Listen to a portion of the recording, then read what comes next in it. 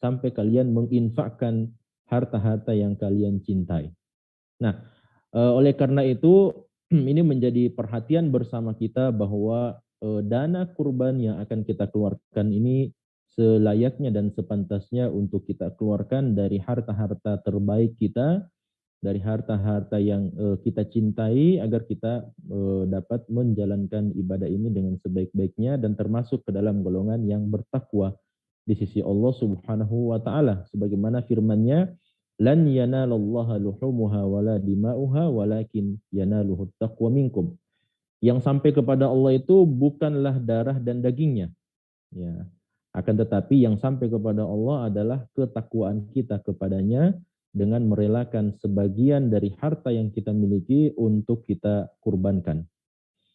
Ada ini sebagai intermezzo ya. Ada apa ya? Ada meme yang tersebar di masyarakat melalui media sosial. Ya, katanya ketika musim ikan cupang kemarin, ya pada rame-rame semuanya beli ikan cupang meskipun harganya sampai ratusan ribu. Ketika musim sepeda, ya rame-rame semuanya beli sepeda untuk goes. Tapi ketika datang Idul Kurban, justru sebagian malah rame-rame untuk mengantri untuk mengambil kupon kurban. Ya, padahal tentu saja kalau dibandingkan antara hal-hal tersebut, maka kurban ini adalah bagian daripada syariat Allah Subhanahu wa taala yang setiap kita tentu saja mampu melaksanakan ibadah kurban ini manakala kita telah menyisihkan sebagian dari harta yang kita miliki yang kita dapatkan setiap bulannya dimulai dari setelah kita melaksanakan ibadah kurban itu sendiri. Ya, jadi kalau kita sudah selesai melaksanakan Idul Kurban ini, ya kita gajian misalnya bulan Muharram tahun yang akan datang, maka sisihkan sebagian. Masuk bulan Safar, sisihkan sebagian lagi. Masuk bulan Rabiul Awal dan seterusnya, sisihkan sebagian daripada gaji yang kita dapatkan, gaji yang kita hasilkan untuk kemudian kita belikan hewan kurban di akhir tahun yang akan datang. Nah, para peserta webinar yang dirahmati oleh Allah Subhanahu wa taala,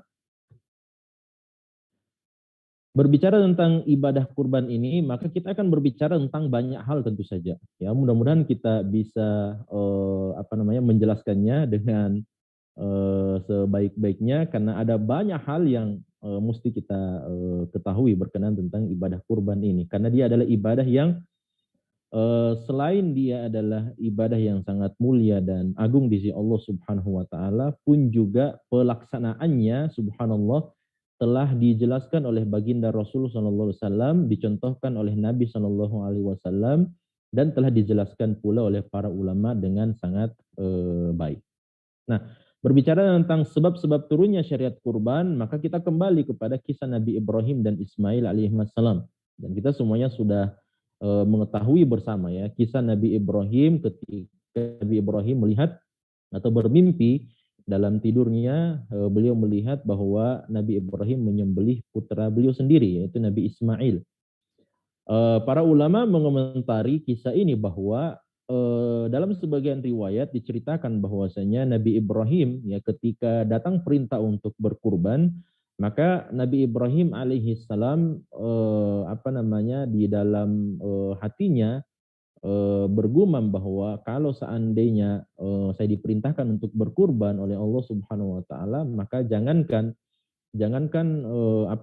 hewan kurban yang saya kurbankan, ya putra sendiri pun juga akan rela saya kurbankan di jalan Allah Subhanahu wa taala. Ini sebelum lahirnya putra beliau Nabi Ismail alaihissalam. Maka ketika Nabi Ismail alaihissalam lahir, Allah Subhanahu wa taala meminta apa yang telah disampaikan oleh Nabi Ibrahim tersebut, maka Allah datangkan mimpi di dalam tidurnya untuk menyembelih putra sematawayang beliau Ismail alaihi salam. Ya. Kemudian yang kedua adalah firman Allah Subhanahu wa taala di dalam surah Al-Kautsar. Ya, inna a'tainakal kautsar fashalli li rabbika wanhar inna syani'aka huwal abtar. Dalilnya pada ayat yang kedua, ya. Fashalli maka salatlah ya, untuk Tuhanmu, wanhar dan menyembelihlah untuk Allah Subhanahu wa taala. Ya, ini ayat berkenaan tentang ibadah kurban, ya, perintah untuk berkurban kepada Nabi Muhammad SAW dan kepada umat beliau secara umum. Kemudian sebab yang lainnya di mana Nabi SAW sendiri yang melaksanakan ibadah kurban ini. Ya, ketika Allah Subhanahu Wa Taala sudah memerintahkan untuk berkurban, maka Nabi SAW kemudian melaksanakan ibadah kurban ini sebagaimana diriwayatkan dari Anas bin Malik radhiyallahu taala anhu, bahwasanya Nabi SAW itu berkurban dengan 2 ekor domba yang warna putihnya lebih banyak daripada warna hitamnya. Ya. Fara'aituhu wadi'an qadamahu ala sifahihima yusammi wa yukabbir fadzabahahuma biyadihi. Ya, Nabi SAW dilihat oleh Anas bin Malik, beliau meletakkan kaki beliau di atas rusuk domba tersebut sambil beliau menyebut nama Allah bismillah wa yukabbir Allahu akbar. Ya, lalu beliau menyembelih kedua domba tersebut dengan tangan beliau sendiri. Makanya dari dalil-dalil ini, dari dalil Al-Quran, termasuk juga kisah Nabi Ibrahim dan Ismail alaihi wassalam, serta hadis Nabi SAW dan pengamalan Rasulullah SAW, makanya para ulama kita berijma, ya, disyariatkannya ibadah kurban di dalam agama Islam. Dan ini sebagaimana dikemukakan oleh Al-Imam Ibnu Qudamah rahimahullahu ta'ala. Kemudian di antara keutamaan berkurban, para ikhwah dan akhwat sekalian, yang pertama adalah sebagai bentuk ittiba, ya, terhadap petunjuk Nabi Ibrahim alaihissalam. Ya, dan sebagaimana perintah Allah kepada Nabi Muhammad SAW. Ya, jadi di sini ada 2 pengamalan, ya. Ada 2 pengamalan, 2 keutamaan yang kita dapatkan selain dari keutamaan-keutamaan lain yang akan kita sebutkan. Yaitu ittiba kepada ajaran Nabi Ibrahim sebagai millah hanifiyah, sebagai agama yang lurus, dan ini diperintahkan oleh Allah untuk kita ikuti. Ya, ini diperintahkan oleh Allah untuk kita ikuti agama Nabi Ibrahim, agama yang lurus, ya, yaitu penyembahan hanya kepada Allah Subhanahu wa taala. Ya, meskipun pelaksanaan syariatnya tentu saja berbeda. Ya, syariat Nabi kita Muhammad SAW inilah yang khusus untuk kita amalkan sebagai umat beliau. Akan tetapi ittiba kepada jalan Nabi Ibrahim sebagai agama yang lurus, sebagai agama yang mengajarkan tauhid kepada Allah, maka ini adalah perintah Allah. Makanya Allah berfirman di dalam surah An-Nahl ayat 123. Tsumma auhayna ilaika an ittabi' millata Ibrahim hanifan wa ma kana minal musyrikin. Ya, kemudian kami wahyukan kepadamu wahai Muhammad untuk mengikuti agama Ibrahim, seorang yang hanif atau seorang yang beragama lurus. Ya. Wa ma kana minal musyrikin, dan bukanlah Nabi Ibrahim itu termasuk ke dalam golongan orang-orang yang mempersekutukan Allah Subhanahu wa taala. Jadi sebenarnya dalam ayat ini, dalam perintah kurban ini, kita menjalankan sekaligus kita menjalankan 2 perintah. Yang pertama adalah mengikuti petunjuk Nabi Ibrahim alaihissalam untuk berkurban, dan yang kedua adalah menjalankan perintah Allah Subhanahu wa taala. Ya, jadi selain kita berkurban, selain kita jalankan ibadah kurban itu sendiri, kita juga mengikuti petunjuk Nabi Ibrahim alaihissalam yang diperintahkan oleh Allah Subhanahu wa taala. Kemudian keutamaan yang lain bahwa ibadah kurban ini adalah sebaik-baik amalan yang kita lakukan di 10 hari pertama dari bulan Zulhijjah. Nah, ini di poin yang kelima, ya, berkurban itu adalah sebaik-baik amalan pada 10 hari pertama dari bulan Zulhijjah. Nah, kita semuanya tahu bahwasanya 10 hari pertama dari bulan Zulhijjah ini adalah hari-hari yang sangat mulia. Bahkan kalau ditanyakan mana yang paling afdol antara 10 terakhir dari bulan Ramadan atau 10 pertama dari bulan Zulhijjah, maka sebagian ulama mengatakan yang terbaik adalah 10 hari pertama bulan Zulhijjah. Ya, tapi ada juga yang berpendapat bahwa yang terbaik adalah 10 terakhir bulan Ramadan karena keutamaan Lailatul Qadar. Makanya sebagian ulama ada yang coba menggabungkan bahwa kalau kita berbicara tentang malam hari, maka yang terbaik adalah 10 terakhir dari bulan Ramadan. Karena memang Lailatul Qadar terdapat pada malam hari.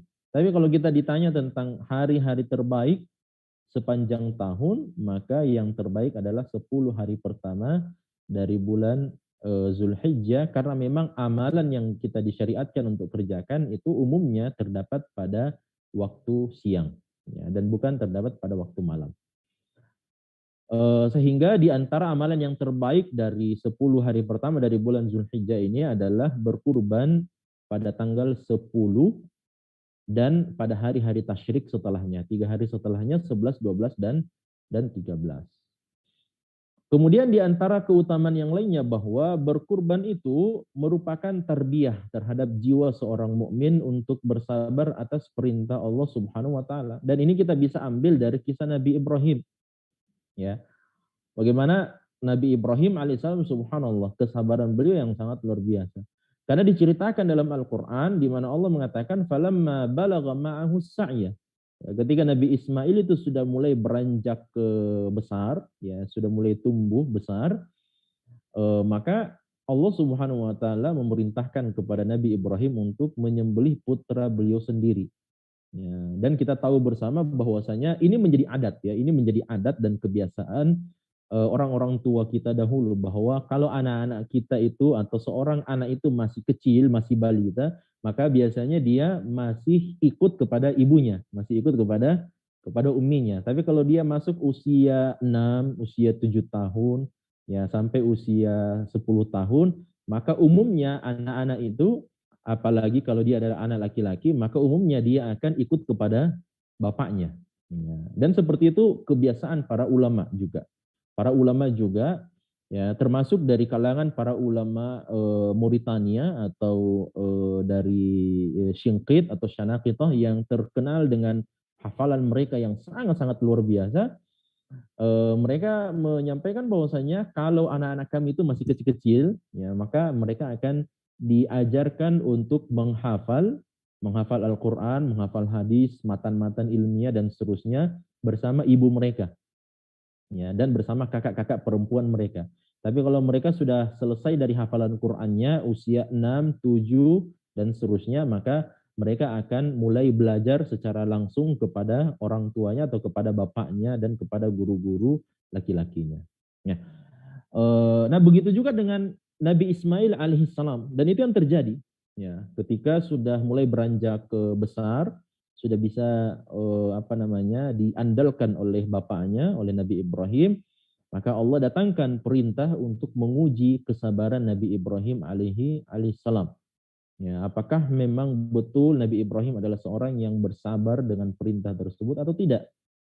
Ya, makanya ketika Nabi Ibrahim dan Ismail berhasil melewati ujian kesabaran ini, maka Allah Subhanahu wa taala mengganti Nabi Ismail dengan sembelihan yang sangat besar. Ya.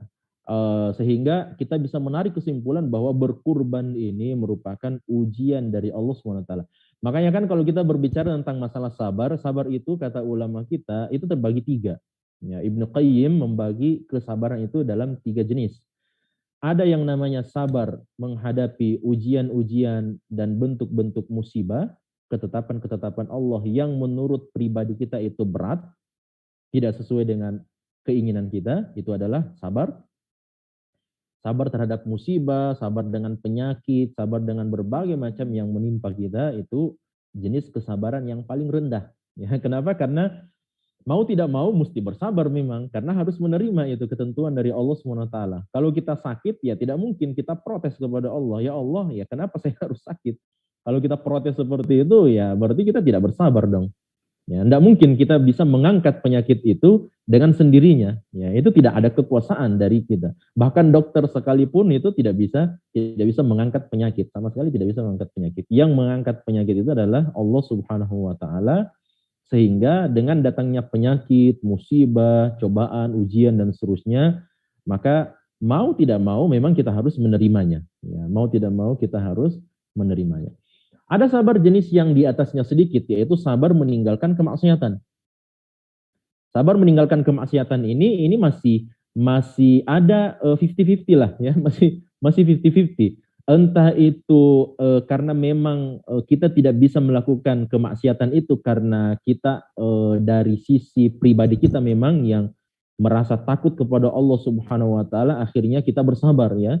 Ketika sangat besar godaan kita untuk melakukan kemaksiatan, lalu kemudian rasa takut kita kepada Allah itu jauh lebih besar. Ya, maka di sini nilai kesabaran itu sangat besar di sisi Allah SWT. Tapi terkadang ada sisi manusiawi kita di mana kita tidak bisa melakukan kemaksiatan itu. Ya, kita mau berbuat maksiat, tapi subhanallah ternyata ketahuan oleh orang orang lain. Ya.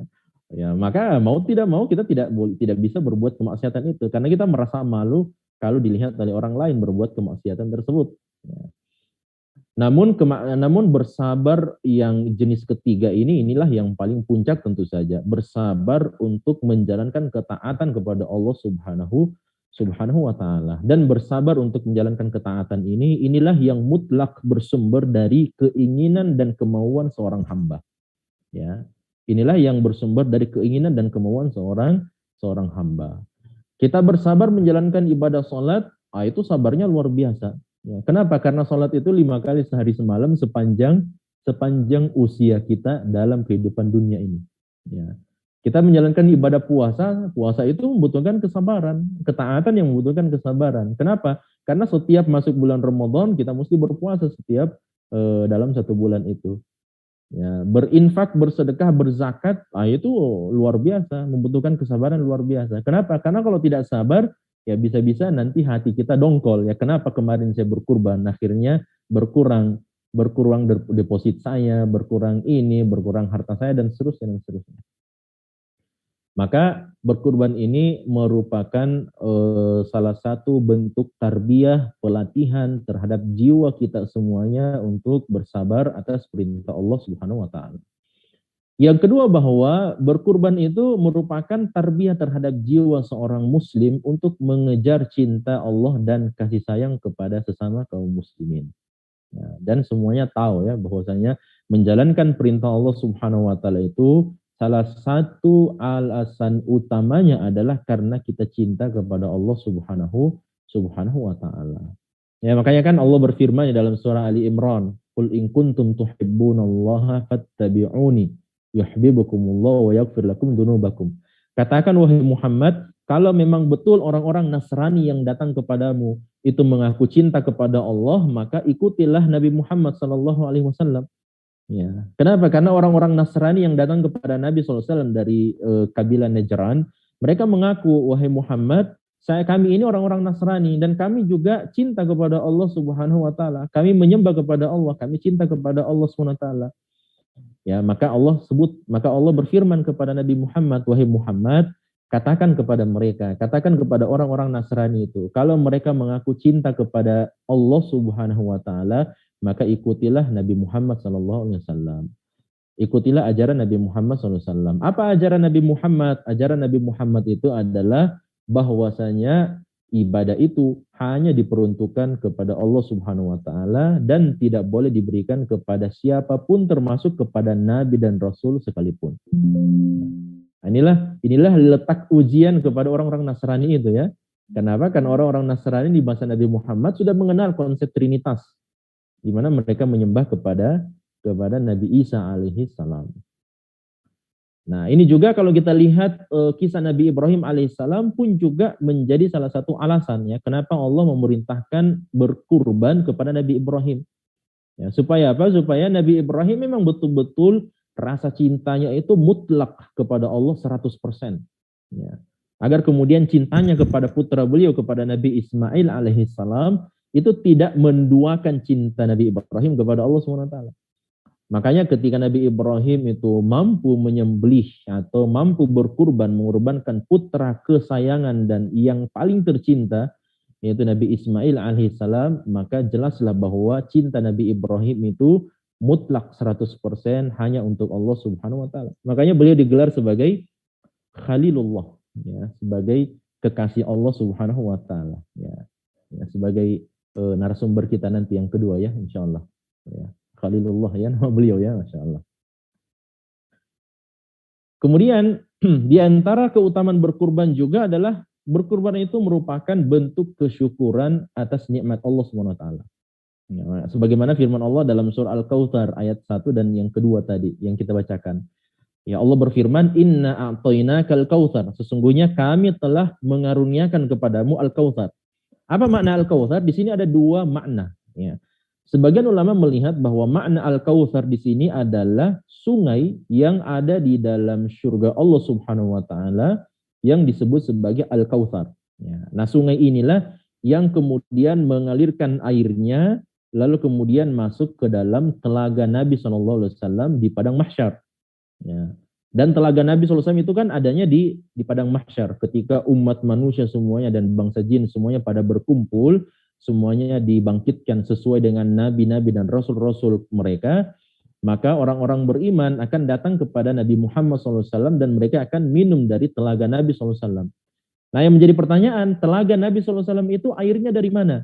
Ya, ulama kita menjelaskan airnya itu berasal bersumber dari sungai Al-Kautsar yang terdapat di dalam surga Allah Subhanahu wa taala. Kemudian sebagian ulama tafsir juga mengatakan bahwa yang dimaksud dengan Al-Kautsar di dalam ayat yang pertama dari surah Al-Kautsar ini adalah an-ni'am al-katsirah, nikmat-nikmat yang sangat banyak. Ya, nikmat-nikmat yang sangat banyak yang telah diberikan kepada baginda Rasulullah Sallallahu Alaihi Wasallam sehingga nikmat-nikmat tersebut menuntut kesyukuran terhadap Allah Subhanahu Wa Taala sebagai pemberi nikmat itu. Ya, makanya Allah mengatakan inna a'tainakal kautsar, sesungguhnya kami telah mengaruniakan berbagai macam nikmat yang sangat banyak dan sangat besar kepada Muhammad. Fasalli li rabbika wanhar, maka salatlah kepada Tuhanmu dan sembelihlah hewan sembelihan. Dan sekian banyak ya, dan banyak lagi keutamaan-keutamaan berkurban selain juga untuk menunjukkan rasa sayang kita kepada sesama kaum muslimin. Ya, makanya kan Allah berfirman di dalam Al-Qur'an, "Fakulu minha wa at'imul ba'isal faqir." Ya, maka makanlah dari sebagian daging hewan kurban yang kalian sembelih dan berikanlah, hadiahkanlah, infakkanlah, sedekahkanlah kepada orang-orang yang fakir, orang-orang yang sangat membutuhkan daging kurban tersebut. Ya, makanya sebenarnya hari raya itu ikhwan dan akhwat sekalian, hari baik itu hari raya Idul Fitri dan hari raya Idul Adha, sebenarnya nilai-nilai utama dari dua hari Id kita ini adalah apa? Adalah untuk menunjukkan rasa persatuan, rasa ukhuwah dan rasa kasih sayang kita kepada sesama kaum muslimin. Ya. Makanya kan di Idul Kurban ini kita menyembelih. Tujuannya apa? 2/3-nya kita berikan kepada saudara-saudara kita. Sepertiganya kita makan. Ya. Kemudian Idul Fitri kita apa? Mengeluarkan zakat fitri. Ya, zakat fitri ini tujuannya untuk apa? Untuk diberi makan kepada orang-orang fakir dan miskin. Jadi ini subhanallah, sebenarnya syariat Allah Subhanahu wa taala untuk umat Islam ini sangat-sangat menekankan perhatian terhadap orang-orang yang membutuhkan, kepada orang-orang yang tidak memiliki apa-apa, kepada fakir miskin dan kepada kaum muslimin secara umum. Nah, apa hukum berkurban? Para ulama kita berbeda pendapat. Ya, para ulama kita berbeda pendapat. Nah, untungnya kita alhamdulillah di Indonesia ini kita bermadzhab Syafi'i ya. Kalau seandainya kita bermadzhab Hanafi seperti saudara-saudara kita di di Turki misalnya, atau di India, Pakistan dan Bangladesh yang umumnya mereka bermadzhab Hanafi ya. Karena mazhab Hanafi itu dan Imam Al-Auza'i termasuk Al-Laythi termasuk juga Syekhul Islam Ibnu Taimiyah rahimahullah taala, mereka melihat bahwa berkurban itu hukumnya adalah wajib. Ya, berkurban itu hukumnya wajib. Kepada siapa kewajiban kurban itu? Kepada orang-orang yang memiliki kemampuan, baik itu dia mukim, baik itu tinggal di kota ataupun yang tinggal di pedesaan. Ya, jadi orang-orang yang memiliki kemampuan dan dia berada dalam keadaan mukim, baik itu dia mukimnya di kota, misalnya di Makassar, atau dia mukimnya di desa, misalnya di perkampungan, pedesaan, maka hukumnya wajib untuk berkurban. Ya. Selama tidak musafir. Ya, selama dia tidak musafir. Kalau dia musafir, maka pendapat Imam Abu Hanifah atau ulama Hanafiyah dan ulama-ulama yang lainnya, bahwasanya orang musafir itu tidak memiliki kewajiban untuk berkurban. Ya. Nah, dalilnya mana? Dalilnya mereka berpegang dengan firman Allah di dalam surah Al-Kautsar. Ya, di dalam surah Al-Kautsar itu memang Allah SWT perintahkan memang ya, fasholli li rabbika wanhar. Ya. Kalau kita punya pemahaman terhadap bahasa Arab, ya memang Wanhar di sini dan menyembelihlah itu datang dengan sighah perintah, dan perintah itu dalam kaidah usul al-amru yaqtadil wujub. Kalau ada perintah maka konsekuensinya perintah itu adalah kewajiban. Nah, makanya ini yang dipahami oleh para ulama kita, sebagian ulama kita. Juga di dalam hadis Jundub, Nabi SAW bersabda, "Man kana dzabaha udhiyatahu qabla an yusalli, falyadbah makanaha ukhra, wa man lam yakun dzabaha falyadbah bismillah." Dalam hadis Jundub itu dikatakan, siapa yang menyembelih sembelihannya sebelum dia salat Idul Adha, maka dia wajib untuk menyembelih sembelihan yang lain setelah salat Idul Adha. Nah ini kalau kita lihat ya, mengganti sembelihan yang disembelih sebelum kita sholat Idul Adha, ya, kan sebenarnya menyembelih itu nanti kita lakukan setelah sholat Idul Adha. Ya. Nah kalau ada orang yang menyembelih ya terburu-buru misalnya, dia sudah mau makan coto misalnya, dia sembelih ya sebelum sholat Idul Adha, maka berdasarkan hadis ini sembelihnya tidak sah, sembelihannya tidak sah. Ya. Karena apa? Karena menyembelih itu nanti dilakukan setelah selesai sholat Idul Adha. Ya. Ini kebalikan dengan zakat fitri ya. Jangan dibalik. Ya. Kalau zakat fitri itu kewajibannya adalah sebelum kita melaksanakan sholat Idul Fitri. Kalau ada orang yang membayarkan zakat fitri setelah sholat Idul Fitri, maka dia dianggap sebagai sedekah biasa. Ya. Dan tidak dianggap sebagai zakat fitri. Itu kalau dia lakukan secara sengaja. Nah, kembali kepada masalah hadis ini.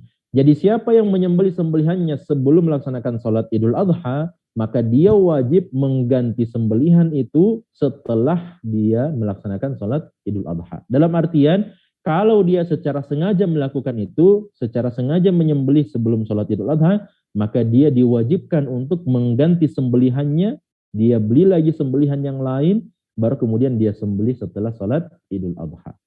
Nah, makanya hati-hati ya. Kalau ada di antara para ikhwah di sini misalnya jadi panitia masjid, hati-hati. Ya, ini tanggung jawab antum. Ya, tanggung jawab antum untuk menyembelih setelah selesai sholat Idul Adha. Jangan disembelih sebelum sholat Idul Adha. Ya. Kenapa? Karena ini menjadi tidak sah di sisi Allah Subhanahu wa taala dalam syariat kita ketika sembelihan itu sengaja disembelih sebelum sholat Idul Adha. Nah, ini menunjukkan bahwasanya menyembelih atau berkurban itu hukumnya wajib bagi yang mampu. Ya. Kenapa? Karena ada kewajiban untuk mengganti sembelihan bagi mereka yang menyembelih sebelum sholat Idul Adha. Juga di dalam hadis Ahmad diriwayatkan bahwa Nabi bersabda, "Man wajada sa'atan falam yudhi fala yaqrabanna musallana."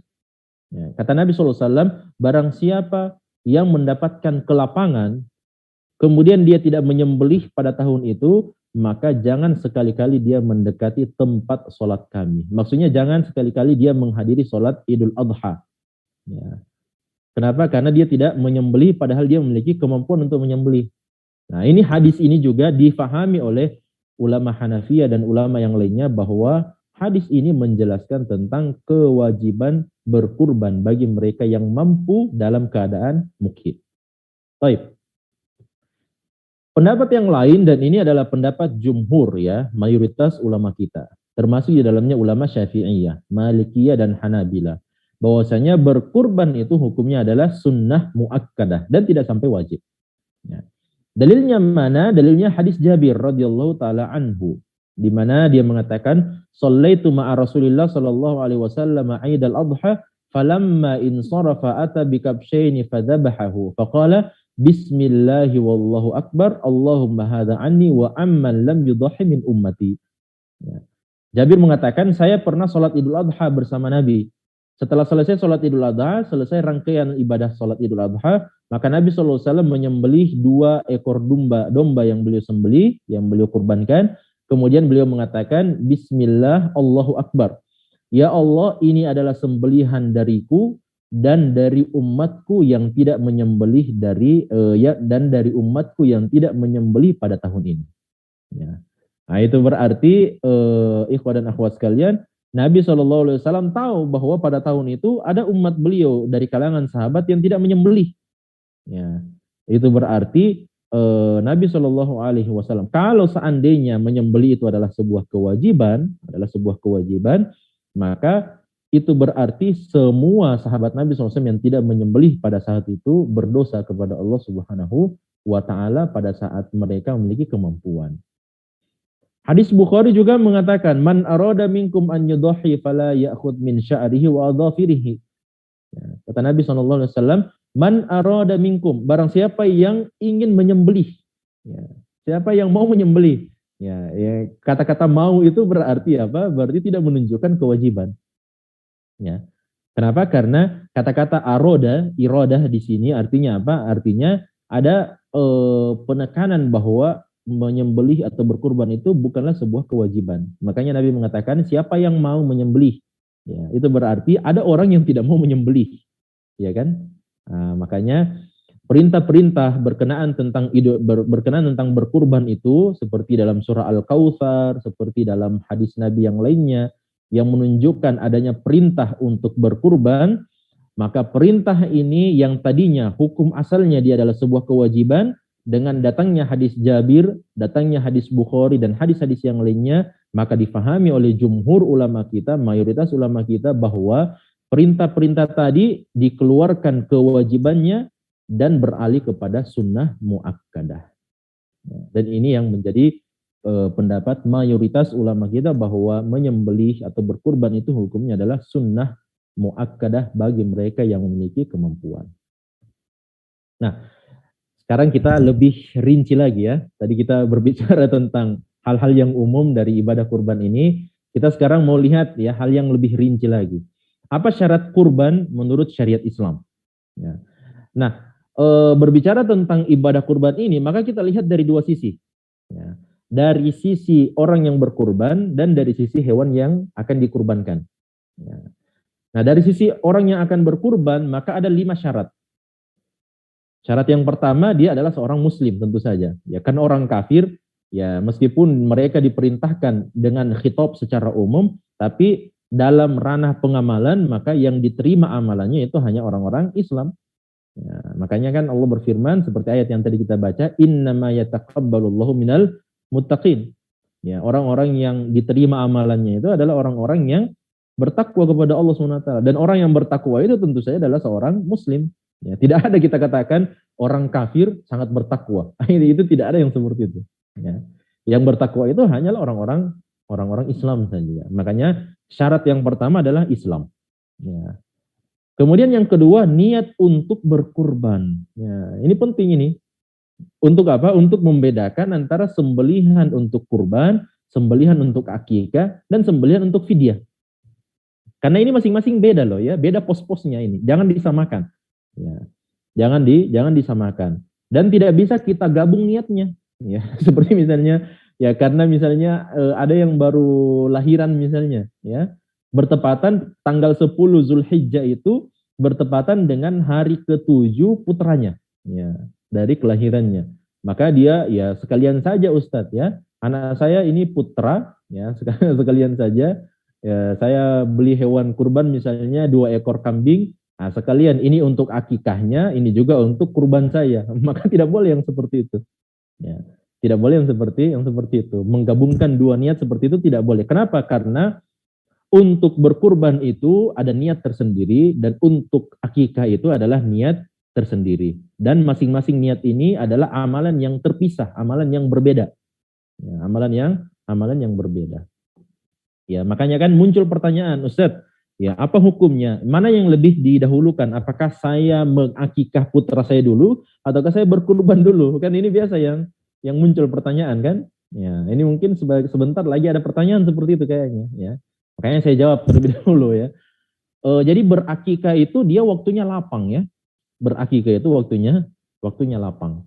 Ya, kalau kita lihat dari sisi hukumnya sama-sama sunnah muakkadah sebenarnya. Berkurban itu sunnah muakkadah, akikah itu juga sunnah muakkadah. Tapi kalau dilihat dari sisi waktunya, maka untuk akikah itu waktunya muwassa. Ya, waktunya lapang itu. Ya. Entah itu kita sembelihkan akikahnya 7 harinya, atau 14 harinya, atau 21 harinya. Kalau sudah lewat 21 hari, maka kata Nabi SAW ya terserah. Ya, kalau sudah lewat 21 hari, maka terserah mau menyembelihnya kapan sesuai dengan kemampuan. Ya, makanya akikah itu waktunya muwassa. Ya, waktunya lebar, lapang, ya, luas. Berbeda dengan berkurban. Berkurban itu hukumnya memang sunnah muakkadah sama seperti akikah, tapi waktunya mudayyak, sempit. Hanya 4 hari saja. Tanggal 10, 11, 12, dan 13. Tenggelam matahari pada hari ke-13 Zulhijjah, maka sudah tidak bisa lagi kita menyembelih. Ya, sudah tidak bisa lagi menyembelih untuk berkurban. Makanya sebaiknya yang lebih didahulukan adalah berkurban. Ya, adalah berkurban. Kemudian syarat yang lainnya adalah hendaknya meniatkan kurban sesaat sebelum penyembelihan, tapi boleh juga pada saat pembelian hewan tersebut. Ya. Jadi ini kita sudah ada tadi syarat yang kedua, bahwa kita memang niatkan kita membeli hewan kurban ini atau hewan ini, kambing atau sapi ini memang kita niatkan untuk berkurban. Ya. Bukan kita beli untuk berakikah, bukan untuk membayarkan fidyah dan sebagainya. Ya. Kemudian yang kedua, hendaknya meniatkan kurban itu sesaat sebelum penyembelihan. Nah ini ya.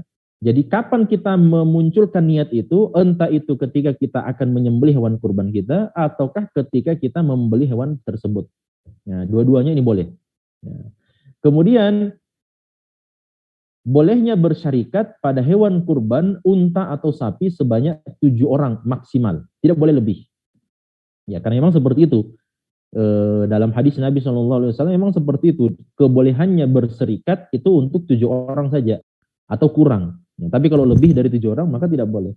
Bagaimana Ustaz kalau 6 orang, 5 orang? Ya, tidak ada masalah. Ya, kalau memang cuma 5 orang saja yang ada, yang tersisa, ya, yang tersisa dari masyarakat kita, cuma 5 orang saja, ya otomatis 5 orang ini harus nombok, ya kan? Kalau panitia misalnya menetapkan 1.900.000 misalnya untuk 1 orang yang berserikat 1 ekor sapi, maka ketika dia berserikat 5 orang atau 4 orang, ya otomatis mereka membayar lebih dari ketentuan panitia. Ya, bisa 2 juta lebih, 2.300.000 dan seterusnya. Kenapa? Karena jumlahnya cuma 5 orang saja. Ya kan? Nah, adapun untuk kambing maka tidak boleh berserikat, ya. Tidak boleh berserikat untuk kambing. Kambing itu hanya untuk 1 orang saja. Adapun untuk berserikat pada pahalanya maka tidak ada batasnya. Tidak ada batas sama sekali. Ya. Ini untuk berserikat pahala. Ya, bedakan ya berserikat dari sisi orang yang akan berkurban dan dari sisi berserikat untuk pahalanya. Adapun untuk berserikat dari sisi orang yang berkurban maka tidak boleh lebih dari 7 orang untuk unta ataupun sapi. Ya. Tapi kalau dia berserikat dari sisi pahala, maka itu tidak ada batas sama sekali.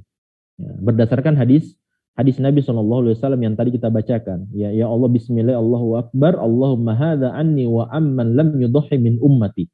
Ya. Itu berarti Nabi SAW serikatkan pahalanya untuk beliau dan untuk semua umat beliau yang tidak menyembelih. Ya. Itu kan tidak ada batas sama sekali ya. Tidak ada batasnya sama sekali. Ya, makanya kalau kita niatkan seperti itu tidak ada masalah. Ya. Termasuk misalnya untuk keluarga-keluarga kita yang sudah meninggal dunia, misalnya bapak, ibu kita, kakek, nenek kita yang sudah meninggal dunia. Kalau kita menyembelih tahun ini, maka kita ikutkan, niatkan ini pahalanya. Mudah-mudahan sampai sembelihan yang kita sembelih ini, sampai pahalanya kepada orang-orang yang sudah meninggal dunia dari keluarga kita, maka insya Allah pahalanya sampai. Ya. Dan ini diantara hal yang disepakati oleh para ulama kita. Ya, disepakati oleh para ulama kita bahwa berkurban mengirimkan pahala untuk orang yang telah meninggal dunia, pahala kurban kita maka sampai nilainya di sisi Allah Subhanahu wa taala. Kemudian syarat yang kelima adalah memiliki kemampuan untuk berkurban.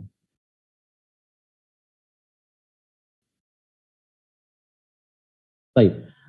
Nah, beberapa masalah itu tadi 5 poin ya, 5 poin berkenaan tentang syarat-syarat orang yang akan berkurban. Nah, sekarang kita turunkan lagi tentang beberapa masalah tentang orang-orang yang akan berkurban. Yang pertama, kepala keluarga yang berkurban itu boleh mewakilkan anggota keluarganya. Ya, berdasarkan hadis Nabi SAW riwayat Muslim, di mana beliau mengatakan Bismillahi Allahumma taqabbal min Muhammadin wa ali Muhammadin wa min ummati Muhammad. Ya. Jadi yang berkurban itu adalah kepala keluarga, kemudian anak-anak kita, istri kita, ya maka itu semuanya diwakilkan oleh kepala keluarga. Ya, berdasarkan hadis Nabi ini.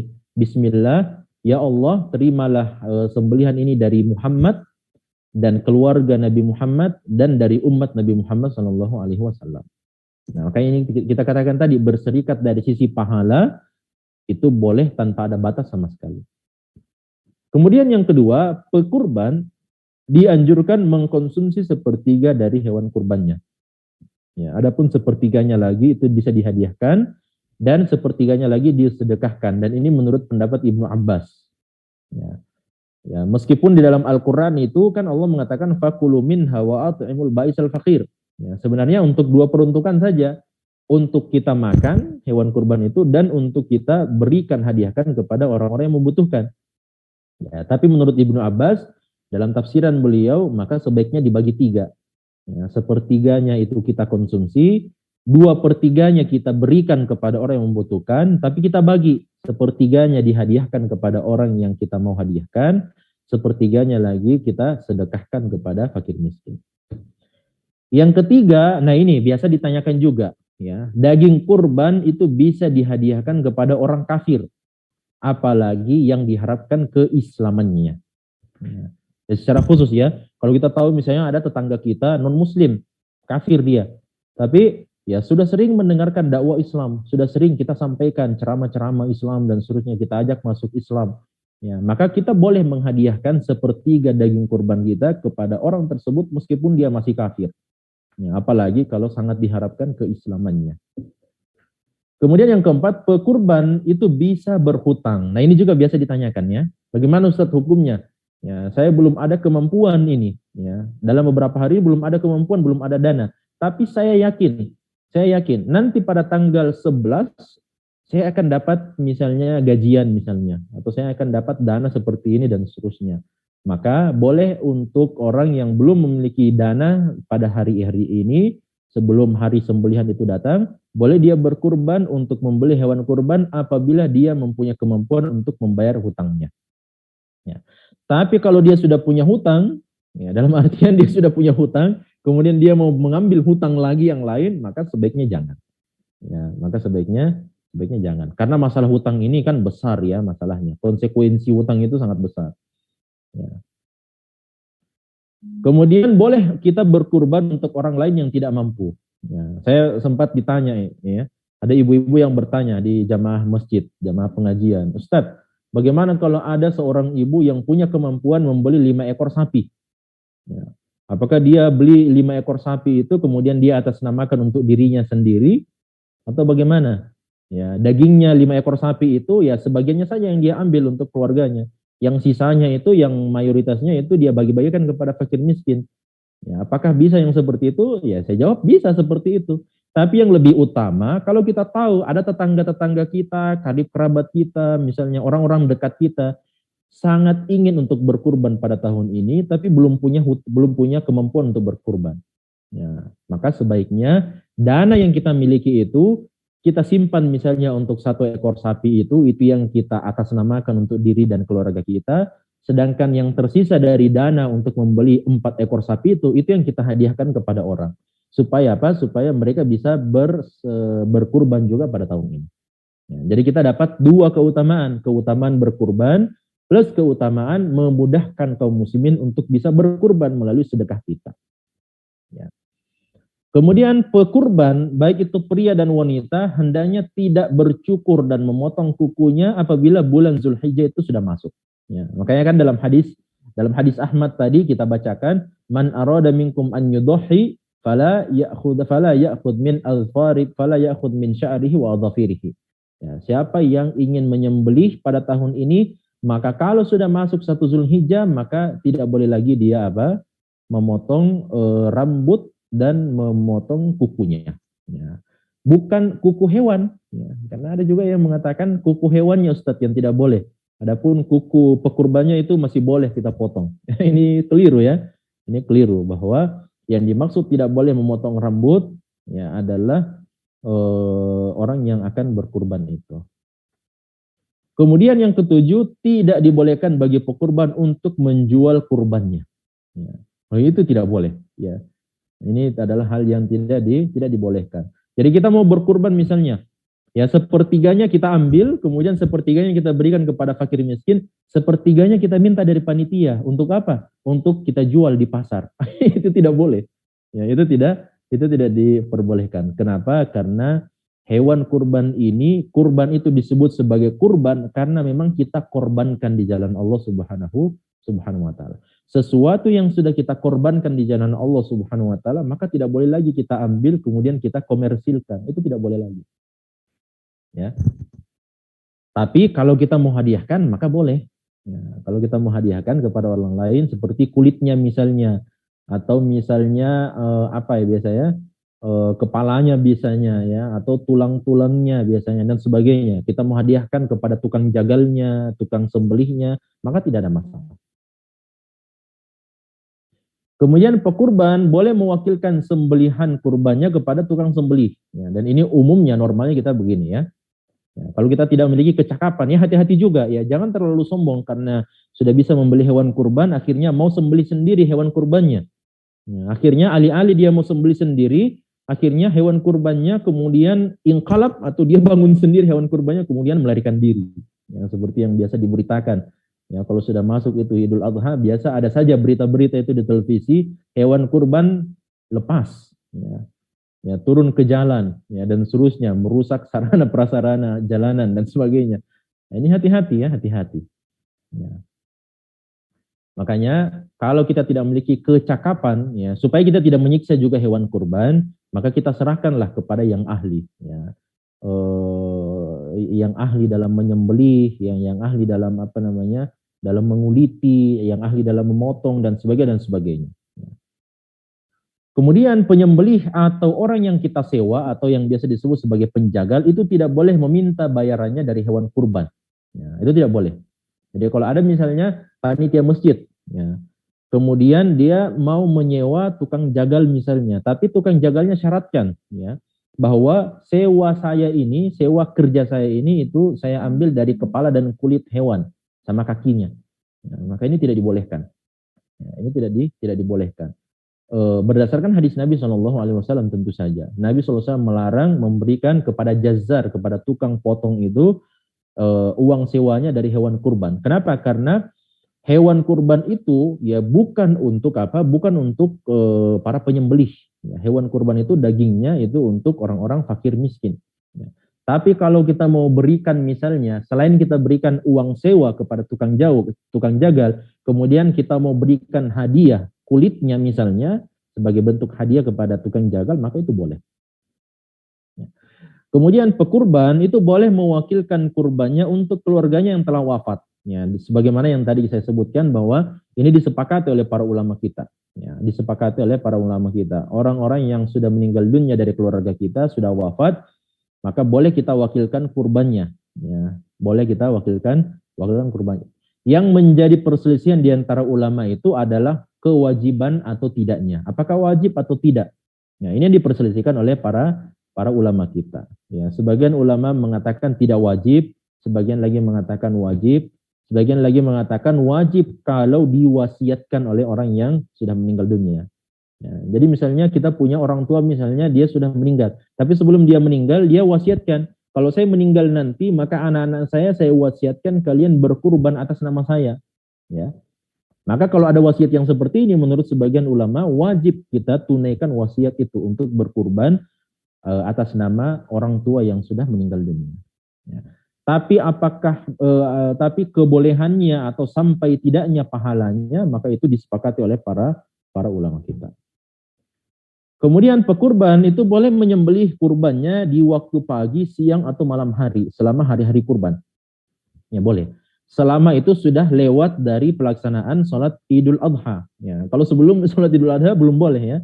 Jadi pada tanggal 10 Zulhijjah setelah selesai sholat Idul Adha, rangkaian sholat Idul Adha itu sudah selesai, maka sudah boleh kita menyembelih sampai dengan tanggal 13 Zulhijjah sebelum terbenam matahari. Ya. Baik itu di waktu pagi kah, di waktu siang, sore, atau malam, itu boleh semua.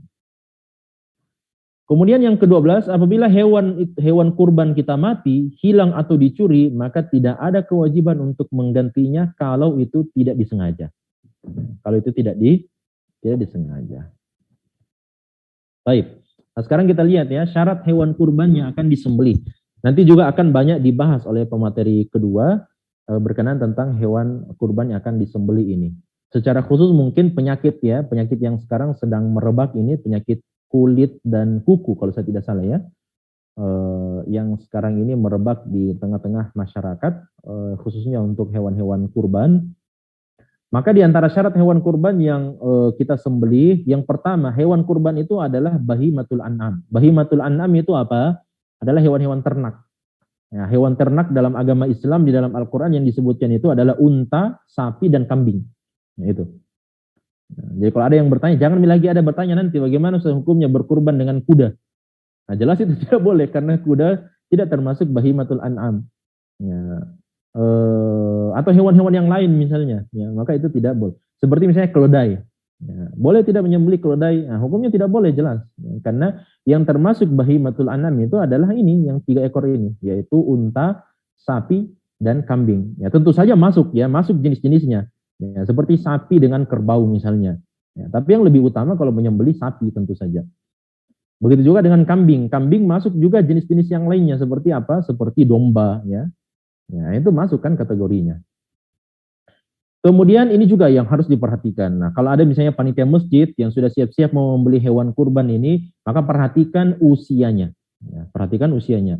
Hewan kurban itu telah mencapai usia yang disyariatkan. Ya, disebut sebagai musinnah. Kalau dia adalah unta, ya unta tidak ada di Indonesia kan? Ya, tidak ada. Meskipun Pak Jokowi yang menyembelih unta, ya menyembelih ya tidak, belum pernah kayaknya 01 RI menyembelih dengan seekor unta. Ya, rata-rata itu dengan sapi ya, sapi limosin kalau saya tidak salah. Sapi yang besar itu. Kalau unta maka usianya 5 sampai 6 tahun. Kalau sapi 2 sampai 3 tahun. Kalau dia adalah kambing maka usia 1 sampai 2 tahun. Ya. Tapi biasa ada yang bertanya, bagaimana Ustadz? Kami sudah mencari ini hewan kurban, tapi penjualnya yang bilang ini sudah 2 tahun ini, ya, sudah 3 tahun. Padahal sebenarnya usianya masih 1,5 tahun. Ya. Ya, kalau kita diakal-akali oleh penjual, ya jelas itu kembali dosanya kepada penjual yang mengaku dusta, ya, bahwa ini sapinya sudah 2 tahun, sudah 3 tahun, padahal masih apa? Padahal masih 1,5 tahun. Ya, makanya para ulama kita mengatakan jangan tertipu, ini para panitia masjid, jangan tertipu dengan ukuran sapi itu. Ya. Ukuran sapi itu bukan patokan, ya, dari sisi usianya ya. Karena terkadang ada sapi yang besar, gemuk, tapi usianya masih 1,5 tahun. Atau usianya masih 1 tahun. Tapi dia sudah besar. Ya. Nah itu bukan ukuran ya, itu bukan ukuran. Yang menjadi ukuran itu apa? Yang menjadi ukuran adalah usianya. Ya. Jadi kita lihat usianya, berapa tahun usianya. Kalau dibilang oleh penjualnya misalnya sudah 2 tahun, ya sesuai dengan pengakuannya, maka boleh kita beli itu. Tapi ternyata pengakuannya itu adalah pengakuan dusta, usianya masih 1,5 tahun, kemudian dia mengaku sudah 2 tahun, sudah 3 tahun karena usianya besar, akhirnya kita percaya, maka tanggung jawabnya itu sudah dibebankan kepada si penjual. Ya, dan insya Allah kurbannya sah. Kemudian yang ketiga, tidak memiliki aib yang jelas. Ya, dan aib yang dimaksud dalam hadis Nabi SAW itu adalah mata picak, ya, matanya buta sebelah atau dua-duanya. Kemudian penyakit, dia memiliki penyakit yang jelas. Kemudian yang ketiga adalah dia memiliki kepincangan. Dan yang keempat adalah sangat kurus. Ya, ini tidak 4 aib, 4 penyakit yang tidak boleh ada pada hewan kurban kita. Tentu saja nanti ada penyakit-penyakit yang lain ya. Dalam buku fikih itu disebutkan ada 32 penyakit yang bisa mempengaruhi daging kurban atau daging hewan itu. Ada 32 penyakit. Nanti coba ya di materi yang kedua insya Allah para peserta bisa mendengarkan nanti ya penyakit-penyakit apa saja yang bisa memberikan pengaruh. Ya. Biasanya itu bisa diidentifikasi dari matanya, dari air liurnya, dari mulutnya, dari hidungnya, kemudian mohon maaf dari anusnya ya. Dan sebagainya. Bisa juga dilihat dari kukunya, dari dari kulitnya, dari ambing susunya dan seterusnya. Itu nanti akan dijelaskan pada sesi yang kedua. Kemudian syarat yang lain untuk hewan kurban bahwa hewan kurban adalah milik pribadi pekurban. Ya. Maka tidak sah berkurban dengan hewan gadai. Tidak boleh. Jadi ada orang yang menggadaikan hewan kurbannya karena dia pinjam kepada kita sejumlah dana, kemudian sapinya dia gadaikan kepada kita. Ini sapi ini adalah hewan gadai, tidak boleh kita kurbankan. Ya, karena hewan ini ada di rumah kita, akhirnya kita bawa ke masjid. Ya, kita bawa ke masjid, sampaikan ke panitia, ini ada sapi di rumah, bisa disembelih, padahal itu adalah sapi gadaian. Tidak boleh. Kenapa? Karena itu bukan hak milik kita. Ya. Atau misalnya hewan warisan, sebelum pembagian warisan itu, maka tidak boleh. Ada misalnya orang tua yang meninggal dunia, kemudian dia meninggalkan harta warisan.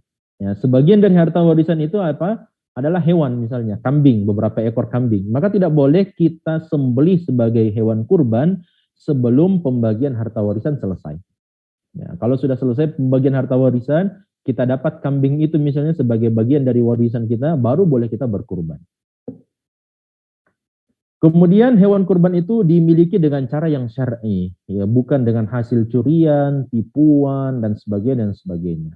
Ya. Kemudian penyembelihan kurban dilakukan pada masa yang ditentukan oleh syariat. Seperti yang tadi kita sebutkan, berkurban itu dilakukan setelah selesai Idul Adha, salat Idul Adha maksudnya rangkaiannya, sampai dengan tanggal 13 Zulhijjah sebelum matahari terbenam. Yang paling utama menurut sifatnya adalah hewan yang memenuhi sifat-sifat sempurna dan bagus dalam binatang ternak. Di antaranya hewan ternak itu gemuk, ya. Nah, kemudian dagingnya banyak, bentuk fisiknya sempurna, ya, mulai dari moncongnya mulutnya, kemudian mata, telinga dan sebagainya, kaki-kaki, termasuk ekor, termasuk kalau dia adalah betina, ya, ambing susunya, nah, itu semua sempurna. Ya, itu yang paling afdol. Kemudian bentuknya juga bagus, harganya mahal. Ya, semakin mahal harga tentu saja semakin afdol. Ya, semakin mahal harga semakin afdol. Kemudian yang dimakruhkan untuk hewan kurban, ya seperti ini dimakruhkan, ya, dimakruhkan. Kalau tidak ada lagi hewan kurban karena sudah habis, misalnya sudah habis hewan kurban, misalnya, ya, ini ada informasi ya bahwa di Makassar ini saja kurang lebih ada 300 masjid. Ya. Kalau masing-masing masjid itu akan membeli 10 ekor sapi, ya, itu berapa itu? Ya. Itu berarti ada 3.000 ekor sapi, ya, kalau saya tidak salah. Ya, 10 kali 300. Itu berarti ada sangat banyak, ya, sapi yang akan disediakan oleh panitia-panitia masjid untuk disembelih nanti.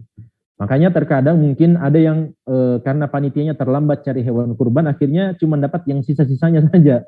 Ya, ya mungkin ada yang telinganya atau ekornya putus, atau telinganya sobek, atau ada yang telinganya panjang atau melebar. Maka itu dimakruhkan sebenarnya. Tapi kalau sudah tidak ada sapi kecuali itu, ya, maka tidak ada masalah. Ya. Kemudian diantara hewan kurban yang dimakruhkan, pantat atau ambing susunya putus atau sebagian dari keduanya terputus. Ya, kemudian hewannya gila. Ya. Kemudian giginya ompong. Ya, tidak ada giginya, ya. Atau giginya sebagian giginya itu jatuh. Kemudian dia tidak bertanduk atau tanduknya patah. Ya, dan banyak. Ya, dalam buku-buku fikih itu disebutkan ada kurang lebih sekitar 32 penyakit, ya, yang memakruhkan hewan kurban. Kenapa? Karena memberikan efek terhadap daging kurban, hewan kurban tersebut. Nah, sekarang kalau kita lihat dari sisi penyembelihan hewan kurban, maka terbagi dua. Ya, ada yang namanya an-nahar dan ada yang namanya az-zabah. Yang kita lakukan itu adalah az-zabah. Ya, nahar itu adalah dengan menusuk leher dari seekor unta. Jadi unta itu tidak disembelih, ya. Unta itu dinahar, ya namanya. Unta itu tidak dizabah, unta itu dinahar. Nahar itu untanya itu dibuat berdiri, kemudian kaki depannya yang sebelah kiri itu dilipat, ya, jadi dia berdiri setengah, ya. Jadi kaki depan yang sebelah kiri unta itu diikat supaya dia tidak berdiri. Kemudian dari depan si tukang penyembelih itu menusuk lehernya, ya, tepat di bagian tengah lehernya, di pangkal tulang dadanya. Itu yang ditusuk, dan itu disebut sebagai nahar. Itu kalau unta. Tapi kalau dia sapi dan kambing, maka kita menyembelihnya. Ya. Kita menyembelih sapi tersebut. Kemudian beberapa adab yang perlu diperhatikan, hendaknya yang menyembelih adalah sahibul kurban sendiri. Tapi kalau mau diwakilkan kepada orang lain, maka silahkan. Kemudian menggunakan pisau yang setajam mungkin. Semakin tajam semakin afdol. Ya, makanya dalam hadis Nabi mengatakan innallaha katabal ihsana ala kulli syai'in fa idza qataltum fahsinul qitla wa idza dabahtum fa ahsinud dzibha. Di sini syahidnya. Wal yuhidda ahadukum syafratahu. Hendaknya orang yang ingin menyembelih itu menajamkan pisaunya. Ya. Kemudian di antara adab tidak mengasah pisau di hadapan hewan yang akan disembelih. Ya, ini tidak boleh. Ya. Nabi SAW mengatakan, Ibnu Umar mengatakan, Nabi SAW memerintahkan untuk mengasah pisau tanpa memperlihatkannya kepada hewan. Ya, maka jangan. Ya, di dalam sebuah riwayat dengan sanad yang sahih, pernah ada seseorang yang ingin menyembelih kambingnya. Tapi dia sembelih kambingnya, sambil dia perlihatkan itu pisaunya diasah di depan kambing itu. Apa kata Nabi SAW? Apakah engkau ingin mematikannya sebanyak 2 kali?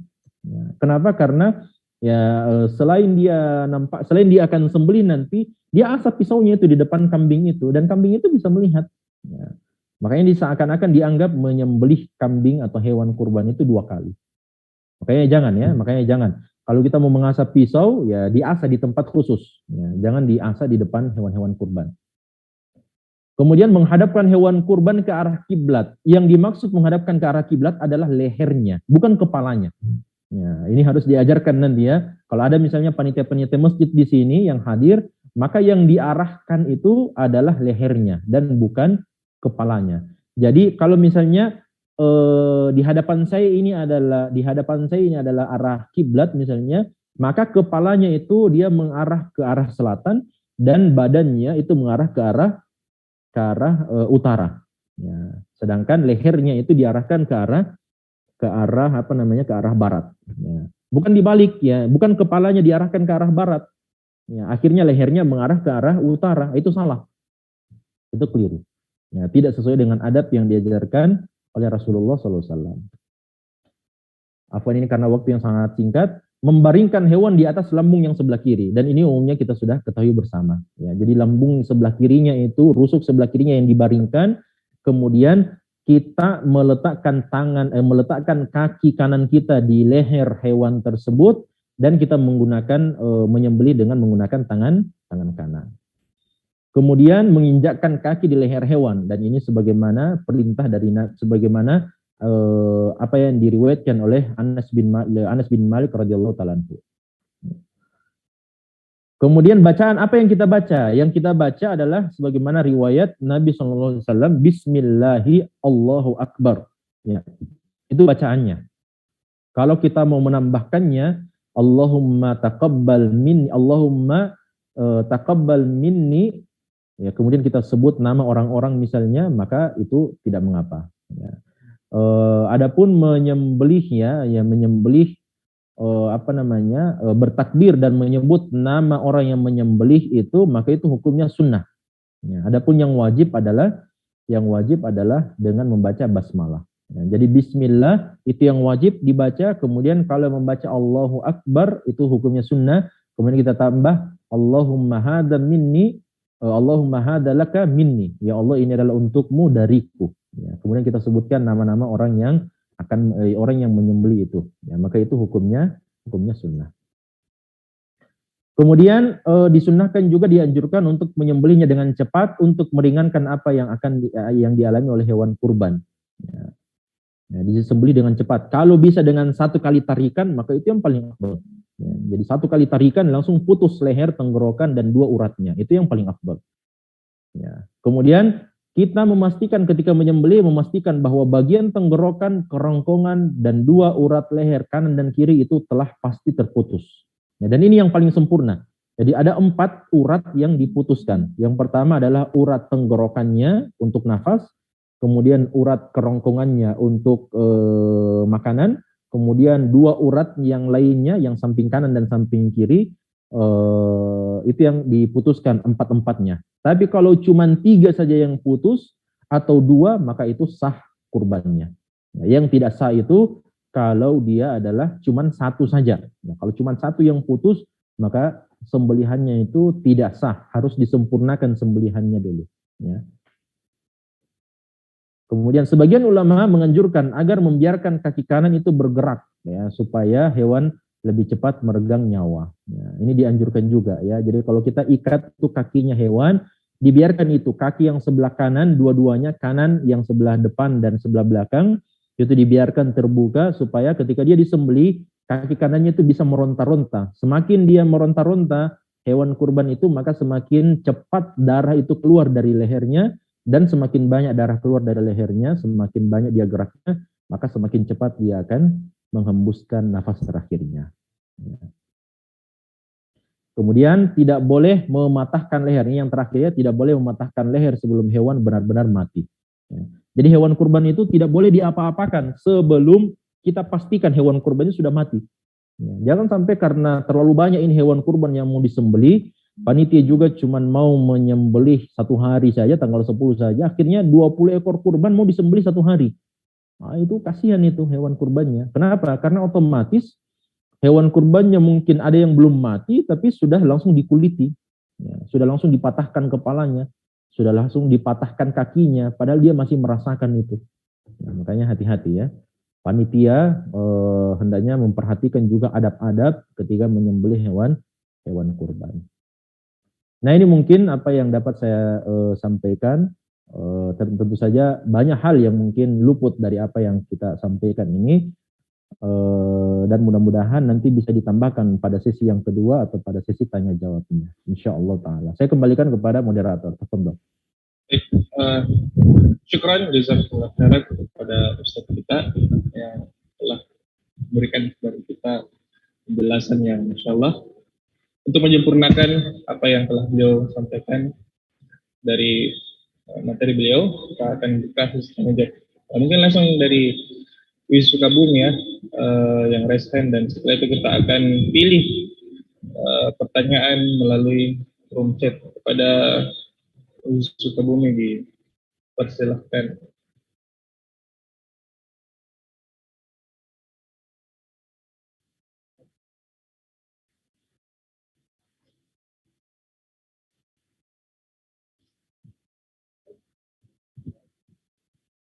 Bagaimana?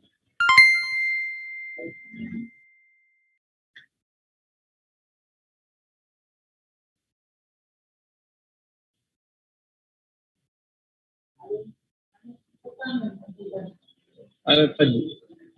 Baik. Artinya mic-nya nggak terbuka. Oh ya.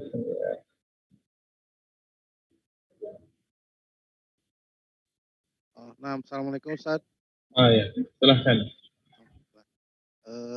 Syukron, jazakallahu khair atas kesempatannya. Yang ingin Anda tanyakan tentang sembelihan ya Ustaz. Sembelihan yaitu apa namanya? Kalau dalam proses sembelihan itu katanya ada tidak boleh terjadi 2 kali ya. Jadi misalkan kan yang urat yang terputus itu harus minimal ada 3 ya tadi yang dibicarakan, ada 3 urat nadi. Nah ternyata misalkan itu baru terpotong 2. Nah sedangkan pisau sudah terangkat, itu bagaimana Ustaz? Penjelasannya mungkin bisa dijelaskan, apakah ada yang menyatakan haram atau Anda juga kurang paham dalilnya seperti apa? Mungkin minta penjelasan lebih lengkapnya. Seperti itu Ustaz pertanyaannya. Syukran, jazakallahu khair. Ya, apa? Gimana Ustaz? Kita dengar suaranya? Oh ya, silahkan langsung dulu. Baik, jadi persoalan menyembelih ini ya, kalau dia kalau dia yakin bahwa hewan yang dia sembelih itu belum tersembelih dengan baik, dalam artian baru 1 atau 2 urat yang tersembelih, maka dia tidak boleh dia jangan mengangkat pisaunya atau parangnya dari leher hewan itu sampai betul-betul dia memotong kerongkongannya. Ya. Kenapa? Karena hewan sembelihan yang disembelih sebanyak 2 kali itu disepakati oleh ulama itu tidak boleh dimakan. Jadi hewan sembelihan itu hanya disembelih 1 kali sembelihan saja. Ya, sebagaimana disebutkan dalam Mawsu'ah Fiqhiyah, disebutkan wa alla yarfa'a yadahu qabla tamami tazkiyah. Jadi si penyembelih itu jangan mengangkat tangannya ketika dia menyembelih, jangan mengangkat tangannya sampai dia yakin betul bahwa sembelihan itu atau kerongkongan atau lehernya itu betul-betul tersembelih secara sempurna. Ya. Baru kemudian dia menyembelih itu. Baru kemudian dia mengangkat tangannya dari sembelihannya. Wallahu a'lam. Kemudian chat dari kolom chat dari Ummu Zahra. Ada 2 pertanyaan. Yang pertama, di Toraja ada kebiasaan pembagian daging kurban kebanyakan diberikan kepada non-muslim. Apakah bisa seperti itu? Yang kedua, apakah boleh menyimpan daging kurban yang menjadi jatah kurban? Tidak langsung dihabiskan ataukah harus langsung dihabiskan? Baik. Jadi yang pertama tadi sudah disebutkan ya, memang ada khilaf di antara ulama kita dalam masalah memberikan hewan kurban, daging kurban itu kepada non-muslim. Namun wallahu alam, pendapat yang lebih kuat insyaallah kebolehannya secara umum ya, sebagai bentuk takliful qulub ya, supaya orang-orang non-muslim atau orang-orang kafir itu apalagi khususnya memang orang-orang yang kita tahu bisa kita bujuk keislamannya melalui harta. Ya, maka boleh kita berikan kepada non-muslim. Kalau pertanyaannya tadi, daging kurban biasanya di daerah saya itu mayoritasnya diberikan kepada non-muslim. Ya. Kalau seandainya masih ada dari umat Islam yang membutuhkan itu, maka seharusnya diberikan kepada umat Islam terlebih dahulu. Tapi kalau memang umat Islam ya di daerah tersebut adalah orang-orang yang yang memiliki kemampuan, sebaliknya mereka yang non muslim itu adalah orang-orang yang fakir, maka kita berikan sebagai bentuk taklif kepada mereka, tidak ada masalah. Kalau seandainya kita tinggal di daerah, misalnya daerah kita itu orang-orang kaya semua, kepada siapa daging kurban itu mau kita berikan? Maka di sini sebagian ulama melihat bolehnya memindahkan daging kurban itu kepada mereka yang membutuhkan di daerah yang lain. Kemudian yang kedua tadi tentang apa tadi? Ini Ustaz. Apakah boleh menyimpan daging kurban kurban? Iya, awalnya sebenarnya awalnya Nabi SAW melarang memang ya, awalnya menyimpan daging kurban itu awalnya dilarang. Lalu kemudian datang penghapusan terhadap larangan itu dan akhirnya boleh untuk kita simpan. Kenapa? Karena di awal-awal keislaman kebutuhan terhadap daging di masa Nabi SAW itu sangat besar, sehingga Nabi SAW kemudian ya segera kalau bisa dihabiskan semuanya supaya orang-orang miskin, orang-orang fakir itu bisa mendapatkan daging kurban itu. Namun seiring berkembangnya dengan taraf kehidupan masyarakat di kota Madinah, akhirnya diangkat keputusan Nabi SAW tersebut dan akhirnya boleh untuk disimpan. Kemudian dari YouTube Wahda TV atas nama Budiman Ngehu. Bismillah. Kalau penyakit katarak bagaimana Ustaz? Oh iya, penyakit katarak ini ya mungkin nanti ditanyakan langsung lah ya kepada pemateri yang kedua. Apakah memang dia tidak ini? Tapi yang disebutkan dalam hadis itu adalah mata picak. Ya, mata picak dan termasuk juga penyakit yang jelas penyakitnya. Ya, penyakit yang jelas penyakitnya. Jadi sekedar dilihat saja, ini ada penyakitnya. Ya, kalau dia penyakitnya itu mempengaruhi daging, maka otomatis tidak diperbolehkan. Nah, kemudian Ustaz, dari hamba Allah, apakah boleh kita berkurban misalnya gaji pada bulan itu untuk membeli hewan kurban seluruhnya dan sedang untuk kebutuhan hari-hari lainnya ia meminjam dana? Sebenarnya kebalikan saja itu. Cuman kebalikannya saja itu. Tadi kita sudah bilang kalau memang dia memiliki kemampuan untuk membayarkan hutangnya nanti, maka dia boleh meminjam. Dia boleh meminjam. Ini dibalik saja. Jadi dananya semuanya dipergunakan untuk hewan kurban, adapun untuk kebutuhan sehari-hari maka dia meminjam. Maka tidak ada masalah, boleh. Baik, kemudian dari YouTube lagi Ustaz, Ramadan, atas nama Ramadan. Apakah sah kurban orang yang belum khitan? Ya tidak ada kaitannya sebenarnya ya. Iya, tidak ada kaitannya. Karena berkurban ini adalah dia adalah kurban untuk dari sisi dia adalah ibadah maliyah. Ya, yang kaitannya dengan masalah khitan dan tidaknya itu adalah ibadah yang dikerjakan sebagai ibadah badaniyah. Seperti misalnya ibadah haji kalau masih kecil anak-anak kan, kemudian ibadah sholat masih kecil belum khitan dan seterusnya. Mungkin terakhir Ustaz dari Abu Ruqayyah, apakah orang yang sudah meninggal bisa bergabung di kelompok kurban orang yang masih hidup? Iya, kalau diwakilkan oleh keluarganya boleh. Kalau diwakilkan oleh keluarganya, misalnya kita punya keluarga misalnya sudah meninggal dunia, kemudian kita punya kelebihan dana dan mau kita kurbankan misalnya, ya, kita berikan atas nama keluarga kita yang sudah meninggal dunia, maka itu boleh hukumnya. Wallahu a'lam. Ya. Baik. Mungkin itu Ustaz. Insya Allah banyak sekali pertanyaan. Saya lihat ada yang berulang dan sudah kita jelaskan di waktu kita memaparkan. Baik, kami cukupkan untuk materi yang pertama dan mengucapkan kepada Ustadz syukran wa jazakumullahu khairan wa barakallahu fikum. Dan cukup sekian Ustaz, ya kami menutup materi yang pertama ini dan insya Allah kita akan berlanjut pada materi yang kedua. Oh dan kami minta kesediaannya untuk mengirimkan materi PowerPoint yang tadi Ustaz jelaskan. Syukur Ustaz. Saya mohon izin juga untuk live ya. Oh iya. Benda yang lain. Baik. Barakallahu fikum. Assalamualaikum. Waalaikumsalam. Baik, sebelum materi yang kedua kita maka kita akan menyaksikan video kurban yang akan diputarkan oleh panitia. Kami silahkan.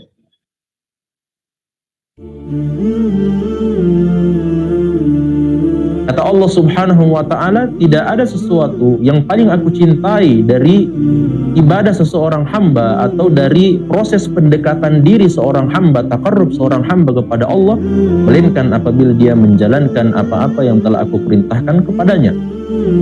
Ibadah kurban ini adalah diantara apa yang Allah Subhanahu wa ta'ala perintahkan kepada kaum muslimin. Maka seseorang yang menjalankan perintah Allah Subhanahu wa ta'ala ini, itu berarti dia telah melakukan sesuatu yang paling dicintai oleh Allah Subhanahu wa ta'ala. Plus juga ketika kita menjalankan ibadah kurban ini, maka ini merupakan bentuk kasih sayang kita kepada sesama kaum muslimin. Oleh karena telah diriwayatkan dari beberapa orang sahabat Nabi Shallallahu Alaihi Wasallam untuk kemudian kita membagi daging kurban yang kita sembelih itu ke dalam 3 kelompok, sepertiganya untuk kita makan, sepertiganya untuk kita hadiahkan, dan sepertiganya untuk kita sedekahkan kepada fakir miskin. Bahkan sebelum riwayat-riwayat tersebut dari para sahabat Nabi Shallallahu Alaihi Wasallam, perintah Allah Subhanahu Wa Taala dalam surah Al-Hajj, "Fakulu minha wa at'imul ba'isal faqir."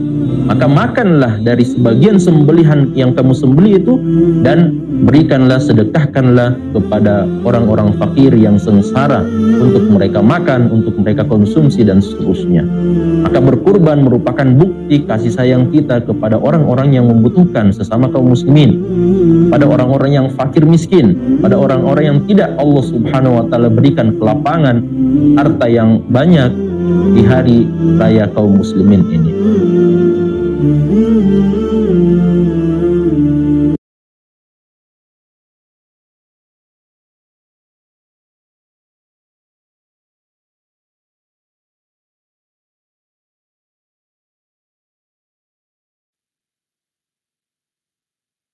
Assalamualaikum warahmatullahi wabarakatuh. Ekstra kurban diri semakin berkah. Mau tahu info kurban Wahda Inspirasi Zakat? Info kurban Nusantara, info kurban lokal, info kurban Palestina. Sahabat, kurban semakin mudah bersama Wahda Inspirasi Zakat.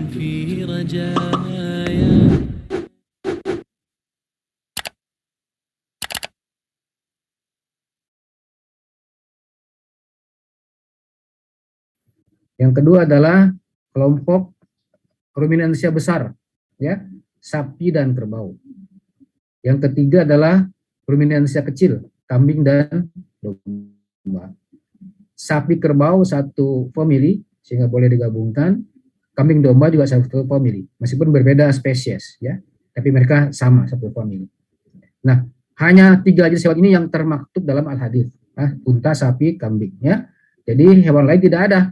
Jadi sampai ada kuda di sini diizinkan untuk kuda misalnya, kudanya mahal, itu tidak bisa jadikan buat hewan kurban. Atau mungkin punya kijang bagus, ada rusa bagus, mahal, tidak bisa buat kurban. Ya, selama ini hanya ketiga jenis inilah yang dijadikan hewan-hewan berkurban. Nah, sepengetahuan saya dan selama saya bertugas, ya, setiap tahun saya memonitor hewan-hewan kurban, ya, di Makassar dan di daerah-daerah, ya.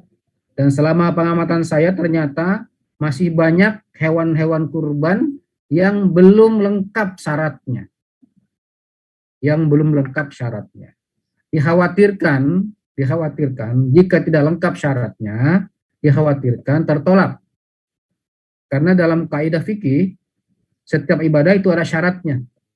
Ya. Syarat adalah kewajiban yang mesti dipenuhi selama ibadah tersebut dilakukan. Jadi tidak boleh syaratnya lepas.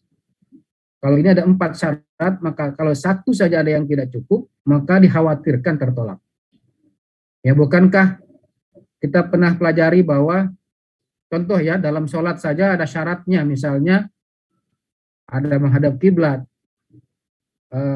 suci dari hadas besar dan kecil, ya, bebas dari najis, badan, pakaian, ya, maupun tempat, ya, masuk waktu dan sebagainya. Ada 5 syarat sah sholat misalnya. Ketika satu saja ada yang tak terpenuhi, maka secara hukum fikih batal sholatnya, kan seperti itu, ya. Tadi ada 5 syarat sholat, misalnya tadi apa? Menghadap kiblat. Jadi selama sholat harus menghadap kiblat, berwudu. Selama sholat harus berwudu, gitu ya. Kemudian apa lagi? Masuk waktu. Jadi itulah semua. Kalau satu saya ada yang satu ada yang tidak dilakukan, maka batal sholatnya. Nah, sama halnya dengan hewan kurban, ya. Ternyata tidak banyak syarat hewan kurban, ya. Cuma 4 saja, ya. Sehat, tidak cacat, tidak kurus, cukup umur. Ini syarat yang termaktub dalam al-hadits, ya. Sehingga kalau 4 ini ada satu saja yang tidak terpenuhi, dikhawatirkan batal, ya. Baik, saya akan menerangkan satu persatu. Yang pertama adalah sehat, ya. Nah, sebelumnya ada sebuah hadis yang akan saya bacakan. Ini hadis riwayat Muslim. Arba'un la tajuzu fil adhi. Ya, ada 4 hal yang tidak boleh dijadikan, ada 4 jenis hewan yang tidak boleh dijadikan hewan kurban, ya. Al-aura'ul bayinu auruha. Yang pertama, hewan yang cacat matanya atau buta matanya dan jelas cacatnya itu. Wal arja'ul bayinu zal'uha. Ya, yang pincang kakinya dan jelas pincangnya. Wal kasiratul lati la tanqa. Dan hewan yang kurus yang tidak dapat diharapkan lagi bisa gemuk, tidak ada lagi dagingnya, ya. Wal maridatul bayinu maruduha. Dan yang hewan sakit yang jelas sakitnya. Dari sini ada 3 yang saya simpulkan. Pertama adalah cacat, ya, kemudian kurus dan sakit, ya. Cacat beda dengan sakit, ya. Tidak selamanya yang sakit cacat atau sebaliknya, ya. Ada kalanya hewan memang cacat sejak lahir, tidak sakit, cacat saja. Misalnya apa? Tadi buta matanya 1, dia sehat, makan bagus, normal, ya. Cuma dia cacat, ya. Ada yang normal tapi sakit, ya, itu ada infeksi penyakit atau ada gangguan metabolisme, dia sakit, ya. Jadi ada sakit, ada cacat, itu berbeda. Kemudian yang kurus juga tidak boleh. Kenapa kurus tidak boleh? Karena salah satu daripada manfaat kurban adalah berbagi. Tadi jelaskan Ustaz Rahmat, berbagi, ya, kita berbagi. Kalau hewan kurus apa yang mau dibagikan? Hanya tulangnya saja barangkali, ya. Nah, karena kita ingin makan daging, maka harus yang gemuk, yang sehat, seperti itu. Ini contohnya ada sapi dan kambing. Ini sehat tidak ini? Nah, kalau segmen lalu mungkin nampaknya sehat ya. Tapi coba kita coba lakukan pemeriksaan ya. Jadi ada namanya pemeriksaan antemortem. Pemeriksaan sebelum hewan disembelih ya. Pemeriksaan antemortem. Nah, pemeriksaan ini dilakukan itu sebelum pemotongan ya, biasanya maksimal 24 jam sebelum dipotong. Ya. Nah, kalau lewat diulang kembali ya. Kenapa? Karena kadangkala ada penyakit yang datangnya sekejap datang, hewan jatuh, hewan sakit, hewan mati, bahkan berbahaya. Ada ya. Sehingga sebaiknya maksimal 24 jam sebelum dipotong diperiksa ya. Kemudian hewan yang akan disembelih harus telah diistirahatkan ya. Jadi kalau sebaiknya nanti berkurban, jadi kalau tanggal 9 misalnya akan disembelih, tanggal 8 sudah datang harusnya ya. Jangan datang pas subuh, datang jam 8 disembelih ya. Nah, harusnya adalah dia datang kemarinnya ya, sebelum disembelih 24 jam lebih kurang ya. Kecuali atas pertimbangan dokter hewan ya, atau ada penanggung jawab yang dapat dipercaya yang bisa bertanggung jawab bila ada hal yang berbahaya. Apa sih tujuannya pemeriksaan antemortem? Yang pertama adalah memperoleh hewan ternak yang berada dalam keadaan cukup istirahat ya. Jadi hewan yang mau disembelih harus cukup istirahat. Manfaatnya apa? Banyak ya. Yang pertama misalnya adalah bahwa hewan tersebut kalau sudah cukup istirahat, kondisi metabolismenya sudah normal ya. Sehingga nanti akan diperoleh daging yang lembut, yang lebih bagus, yang tidak mudah busuk dan sebagainya ya. Secara metabolismenya dia lebih bagus. Kemudian menghindari pemotongan ternak yang sakit ya. Nah, karena ada penyakit hewan yang dapat menular ke manusia, namanya zoonosis ya. Ada penyakit pada hewan dapat menular ke manusia dan sebaliknya. Ini yang perlu dihindari. Yang ketiga, mencegah terjadinya kontaminasi atau pencemaran ya. Nah, tempat pemotongan, alat, pegawai apabila ditemukan penyakit yang berbahaya.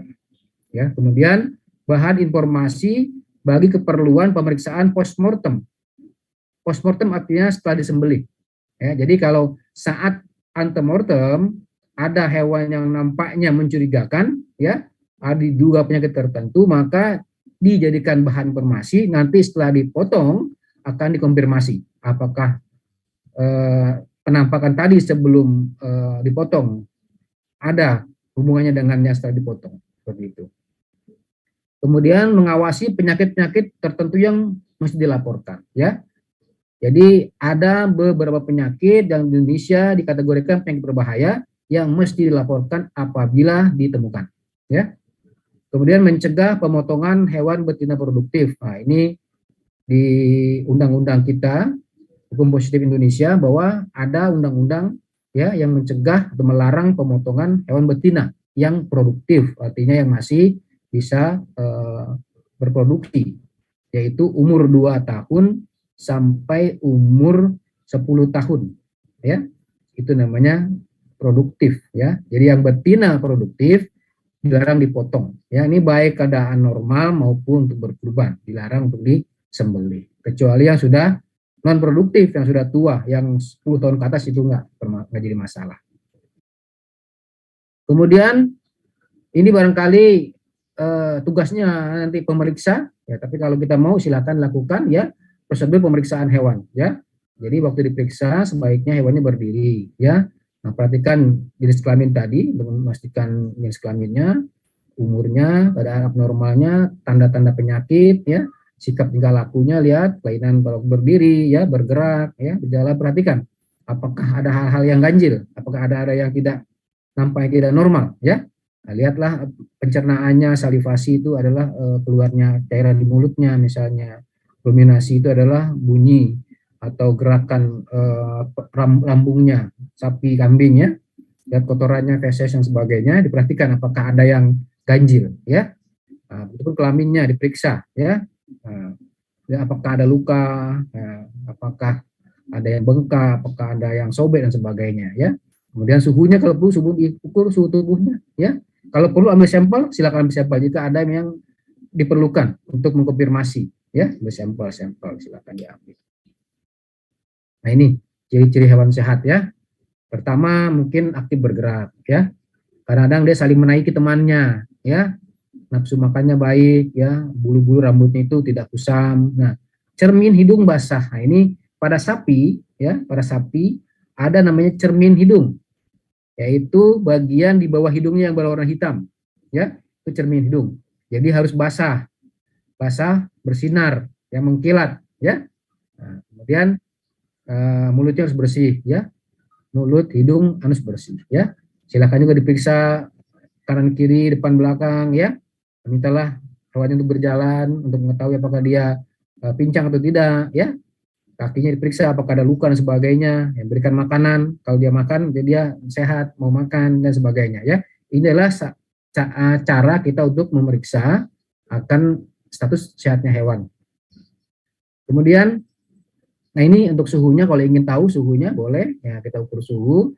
Untuk kambing dengan domba itu 38,5 sampai 40,5, ya, normal suhunya. Untuk sapi 37,5 sampai 39,5. Artinya relatif hewan-hewan ini lebih panas daripada kita. Kita kan 37 kurang lebih, ya. Jadi manusia itu. Bagaimana cara mengukur suhunya?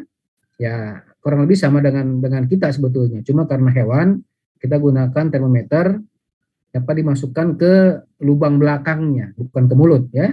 Nanti dia buang, kalau nanti digigit kalau mulut. Jadi dibuang lubang belakangnya, masukkan saja ke lubang belakangnya, tunggu beberapa detik, nah, ditarik keluar, lihat. Nah, ini akan muncul berapa derajat suhunya, seperti itu kurang lebih. Kemudian, nah ini contohnya, lihat ini yang pertama, ini sapi. Nah, ini yang saya katakan cermin hidung, ini bagian hitamnya ini. Nah, ini cermin hidung pada sapi. Nah, ini harus kondisinya basah dan mengkilat, ya. Artinya dia sehat normal. Ketika dia kering di sini, apalagi berkerak, itu artinya hewan sedang sakit. Minimal dia demam, suhunya di atas normal, sehingga membuat kering permukaan daripada cermin hidungnya. Nah, ini yang bagus adalah yang basah dan mengkilat. Kalau dia kering, hindari. Nah, yang sebelahnya ini contohnya kambing, ya, ada jamur di hidungnya, mulutnya, ya, ini sebelah ya kurus sekali, ini nggak boleh diberikan kurban, ya, nampak sekali. Nah, ini contoh hewan sehat. Nah, ini adalah beberapa penyakit yang dianggap oleh pemerintah zoonosis, ya, yakni dapat menular dari hewan ke manusia dan sebaliknya, ya. Ini ada 15 yang diprioritaskan. Yang sebenarnya banyak lebih dari ini, ya. Namun yang diprioritaskan oleh pemerintah ini 15, ya. Nah, baik, saya jelaskan satu-satu. Yang jelas antraks misalnya. Ya, ini antraks, penyakit yang sering menyerang pada sapi, ya, kambing, domba, ya. Di Sulawesi Selatan itu pernah kejadian tahun 2011, ya, di daerah Pinrang, Sidrap, Goa, Makassar, Takalar, Maros, ya. Saya sempat mendeteksi banyak yang sapi mati mendadak, ya. Sapi mati mendadak, terinfeksi siang, sore atau malam mati, terinfeksi sore, pagi sudah mati, ya.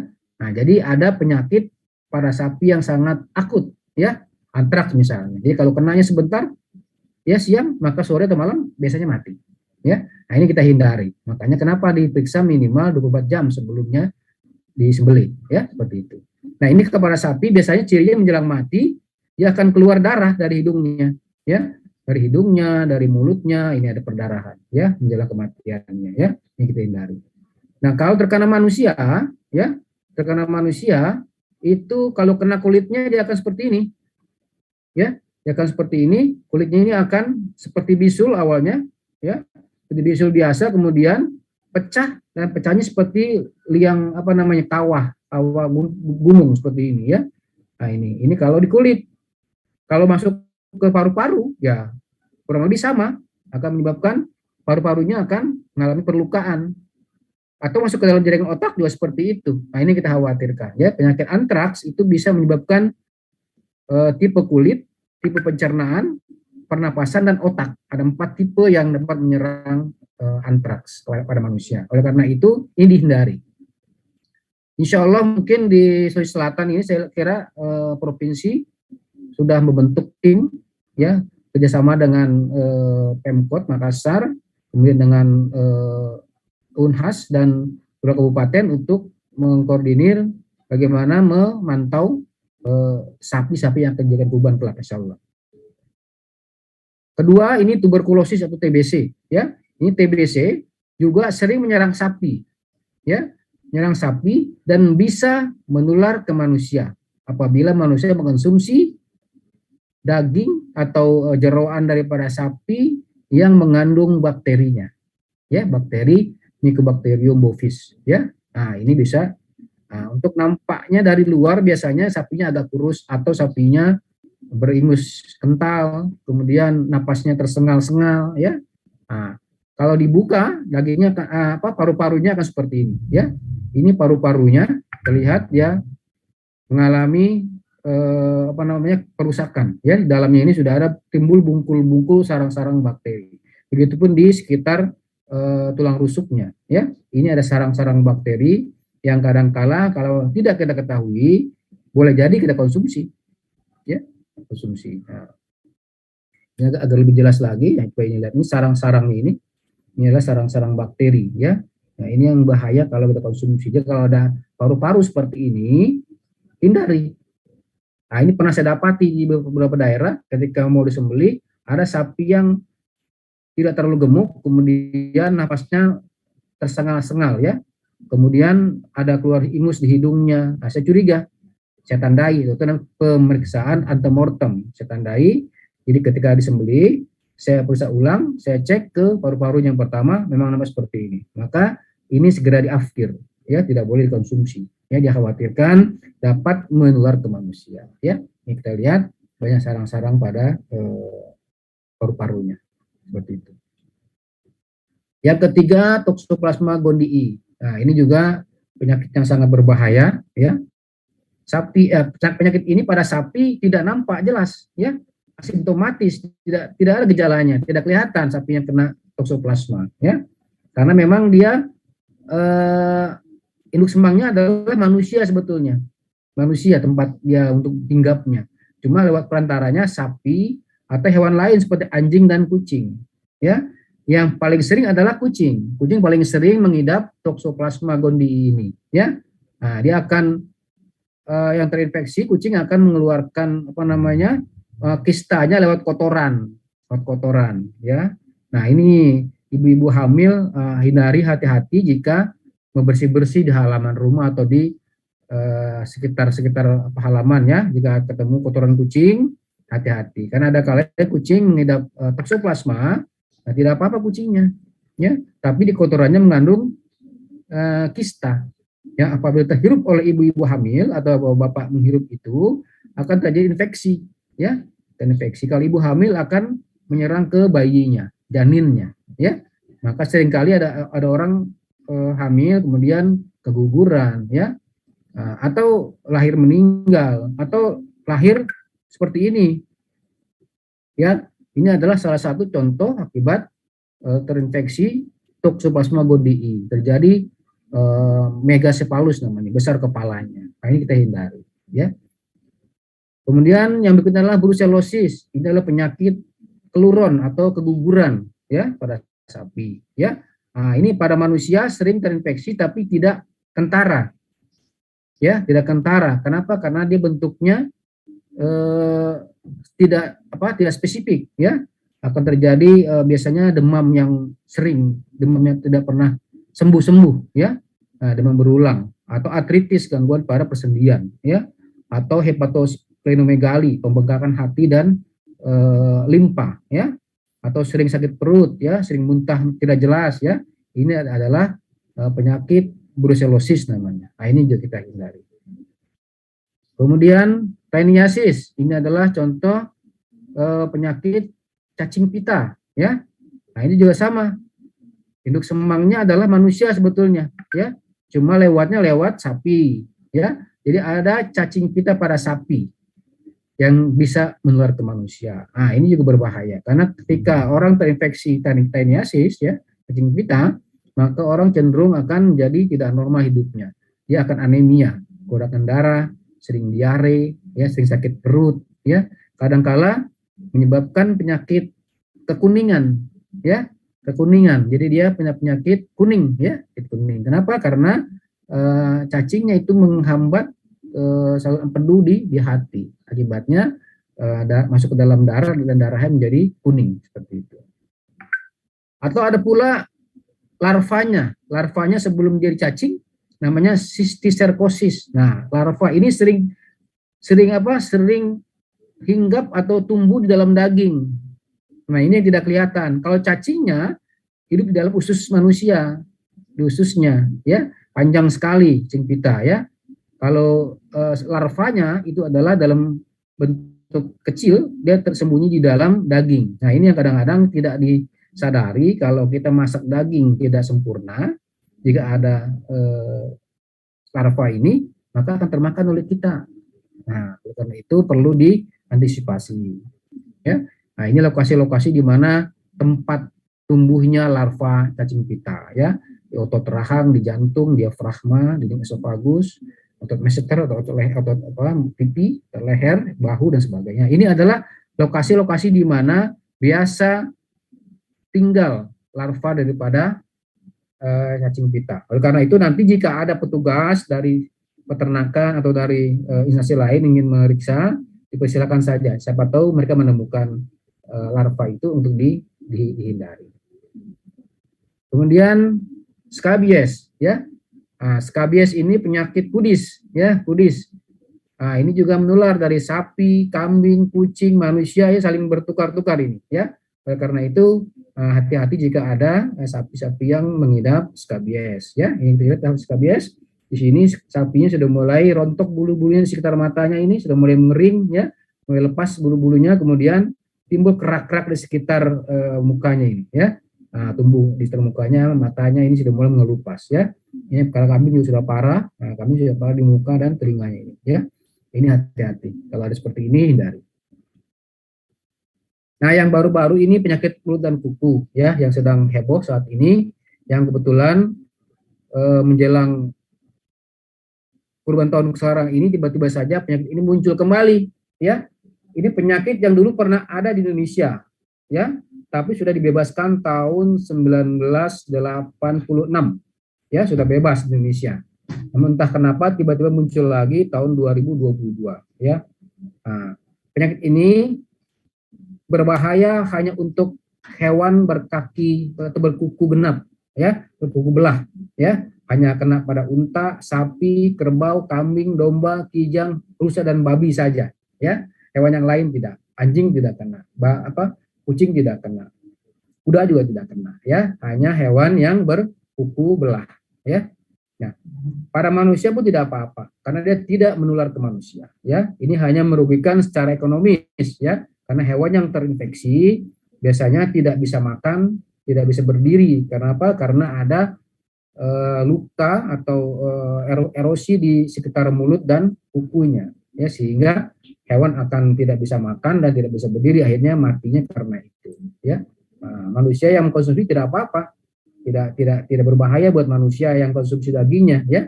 Namun mungkin tidak etis, ya, apalagi kalau kena penyakit tadi disampaikan mungkin oleh Ustadz bahwa kalau sakit tidak boleh dipotong, gitu kan, ya, nggak boleh dijadikan hewan kurban kalau sakit, kan, seperti itu. Ini gejalanya atau tanda klinisnya kalau kita lihat sapi kena infeksi PMK, di sekitar mulutnya ini akan keluar busa, ya, atau apa namanya, salivasi, ya. Dia akan terjadi keluar cairan dari hidung dengan mulutnya ini yang berlebihan, ya, berlebihan. Kemudian jika dibuka mulutnya, ini di lidahnya ada luka-luka, ada lukaan, ada erosi ini di bibirnya, ya, ini sudah ada di bibirnya, ini sudah ada luka. Ini adalah hewan-hewan yang terinfeksi PMK, ya. Ini juga sama, kakinya sudah mulai ada luka, ya, mulai ada kukunya mulai melepas, ini sudah mulai melepas kukunya, dia akan berdarah seperti ini. Nah, ini adalah hewan-hewan yang terkena infeksi PMK. Jika ada seperti ini, kita hindari karena juga akan berisiko, akan menyebar kemana-mana, akan menyerang hewan-hewan lain yang kuku genap, ya ini sangat penyakit yang sangat menular. Makanya dia sangat merugikan secara ekonomis, ya. Nah, tadi yang sakit sudah lewat, ini yang cacat, ya. Nah, cacat ini misalnya matanya buta, ya. Kakinya pincang, ini kan nggak boleh jadikan hewan kurban. Hati-hati, matanya yang buta, kakinya yang pincang, ini juga ada kaki luka, ya. Ini yang kita hindari. Ini juga ada penyakit di mulutnya, kita hindari. Ini hewan-hewan yang tidak boleh jadikan kurban. Kemudian setelah diperiksa, ya, antemortem, maka akan ada 4 kesimpulan nantinya, ya. Petugas akan memberikan 4 kesimpulan. Yang pertama tadi diizinkan untuk disembelih, artinya hewannya sehat, tidak ditemukan kelainan, ya. Kedua, diizinkan disembelih dengan syarat, ya. Yang misalnya ditemukan, diduga ada cacing, ya, ada penyakit kulit, ada gejala-gejala lain, dia akan tandai. Syaratnya kalau dia nanti setelah disembelih akan dipisahkan beberapa hal yang memang tidak boleh dikonsumsi, ya. Misalnya pada kasus tumor pada hewan, ditemukan tumor dalam hatinya, tumor dalam paru-parunya, itu akan diafkir paru dan hatinya misalnya. Atau cacing juga ada, cacing pita, cacing hati, ya, lalu ditemukan maka diafkir organ yang terinfeksi cacing tersebut, ya. Kemudian ditunda disembelih, ya, kalau ada penyakit yang meragukan, ya, yang sampai ini berbahaya, itu ditunda. Yang keempat, ditolak jika ada penyakit yang berbahaya, ya, seperti antraks tadi, nggak boleh disembelih. Nah, kemudian yang tadi ketiga, kurus, yang tidak boleh kurus, ya. Nah, kurus ini harus dihindari, ya. Nah, cirinya kan jelas, ya, hewan kurus jelas sekali kelihatan dari penonjolan tulang-tulang rusuknya, tulang iganya, ya, panggulnya, seperti ini hewan kurus, ya, ini nggak boleh jadikan hewan kurban, ya, karena dagingnya sangat sedikit, ya. Nah, yang keempat adalah usia hewan kurban. Nah, jadi tadi satu adalah sehat, tidak sakit, ya, kemudian tidak cacat, tidak kurus, dan ini adalah yang keempat adalah usia hewan kurban, ya. Nah, dalam sebuah hadis, An Jabir qala Rasulullah SAW, la tadbahu illa musinnah illa an ya'sura alaikum wa tadbahu jaza'atan min ad-dhani, ya. Dari Jabir radhiyallahu anhu, ia berkata, Rasulullah SAW bersabda, janganlah kalian menyembelih hewan untuk kurban kecuali musinnah, ya. Namun jika sulit bagi kalian, maka sembelihlah jaza'ah dari domba, ya. Jaza'ah dari domba. Nah, musinnah artinya hewan yang sudah masuk usia dewasa, yang ditandai dengan pergantian gigi. Disebut musinnah karena diambil dari kata sinnun yang berarti gigi, ya. Jadi ketika hewan tersebut sudah menginjak usia musinnah, maka gigi susunya akan tanggal atau lepas dan diganti dengan gigi yang tetap permanen. Sama hal dengan manusia, ternyata sapi, kambing pun, ya, ada ganti gigi, ya. Kalau kita manusia biasanya ganti gigi, ya, pergantian gigi susu ke gigi permanen, gigi dewasa. Kalau kita manusia biasanya di usia 7 tahun, ya. Ketika SD kita akan tanggal gigi kita, nah, berganti dengan gigi permanen tetap, ya. Sama dengan manusia, hewan pun berganti gigi. Ya, contohnya pada hewan kurban ini sapi, kambing juga berganti giginya. Jadi syaratnya boleh dipakai buat hewan kurban apabila telah berganti giginya. Nah, inilah dari 4 syarat tadi, ternyata yang keempat ini yang kadang-kadang kita tidak serius memperhatikan, ya. Tadi sehat, mungkin kita bisa lihat secara langsung sehat, ya. Kemudian tidak cacat, kita juga bisa lihat dengan mudah. Kemudian kurus, kita juga bisa lihat dengan mudah. Bedakan mana yang sehat, mana yang kurus, mana yang cacat, gampang kita bedakan. Nah, untuk yang keempat, usia hewan inilah yang kadang-kadang kita luput. Tadi saya katakan bahwa selama ini ternyata banyak hewan kurban yang kurang syarat, inilah yang ternyata sangat sensitif, ya. Jadi dari sekian banyak hewan kurban, saya dapati kurang lebih hanya 60%, hanya 40% yang cukup umur, ya. Kurang lebih hanya 40%, selebihnya yang 60% itu adalah yang belum cukup umurnya. Nah, ini saya sayangkan. Kenapa? Karena rata-rata kita entah kurang memahami syarat yang keempat ini atau memang belum ada ilmunya tentang menduga usia hewan kurban. Nah, pada hari ini saya akan jelaskan bagaimana memilih hewan kurban sesuai dengan umurnya. Seperti itu.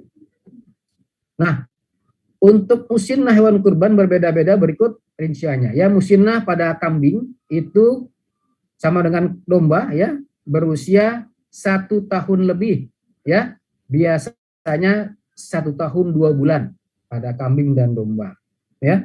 Musinnah pada sapi umur 2 tahun lebih ya, biasanya 2 tahun 3 bulan.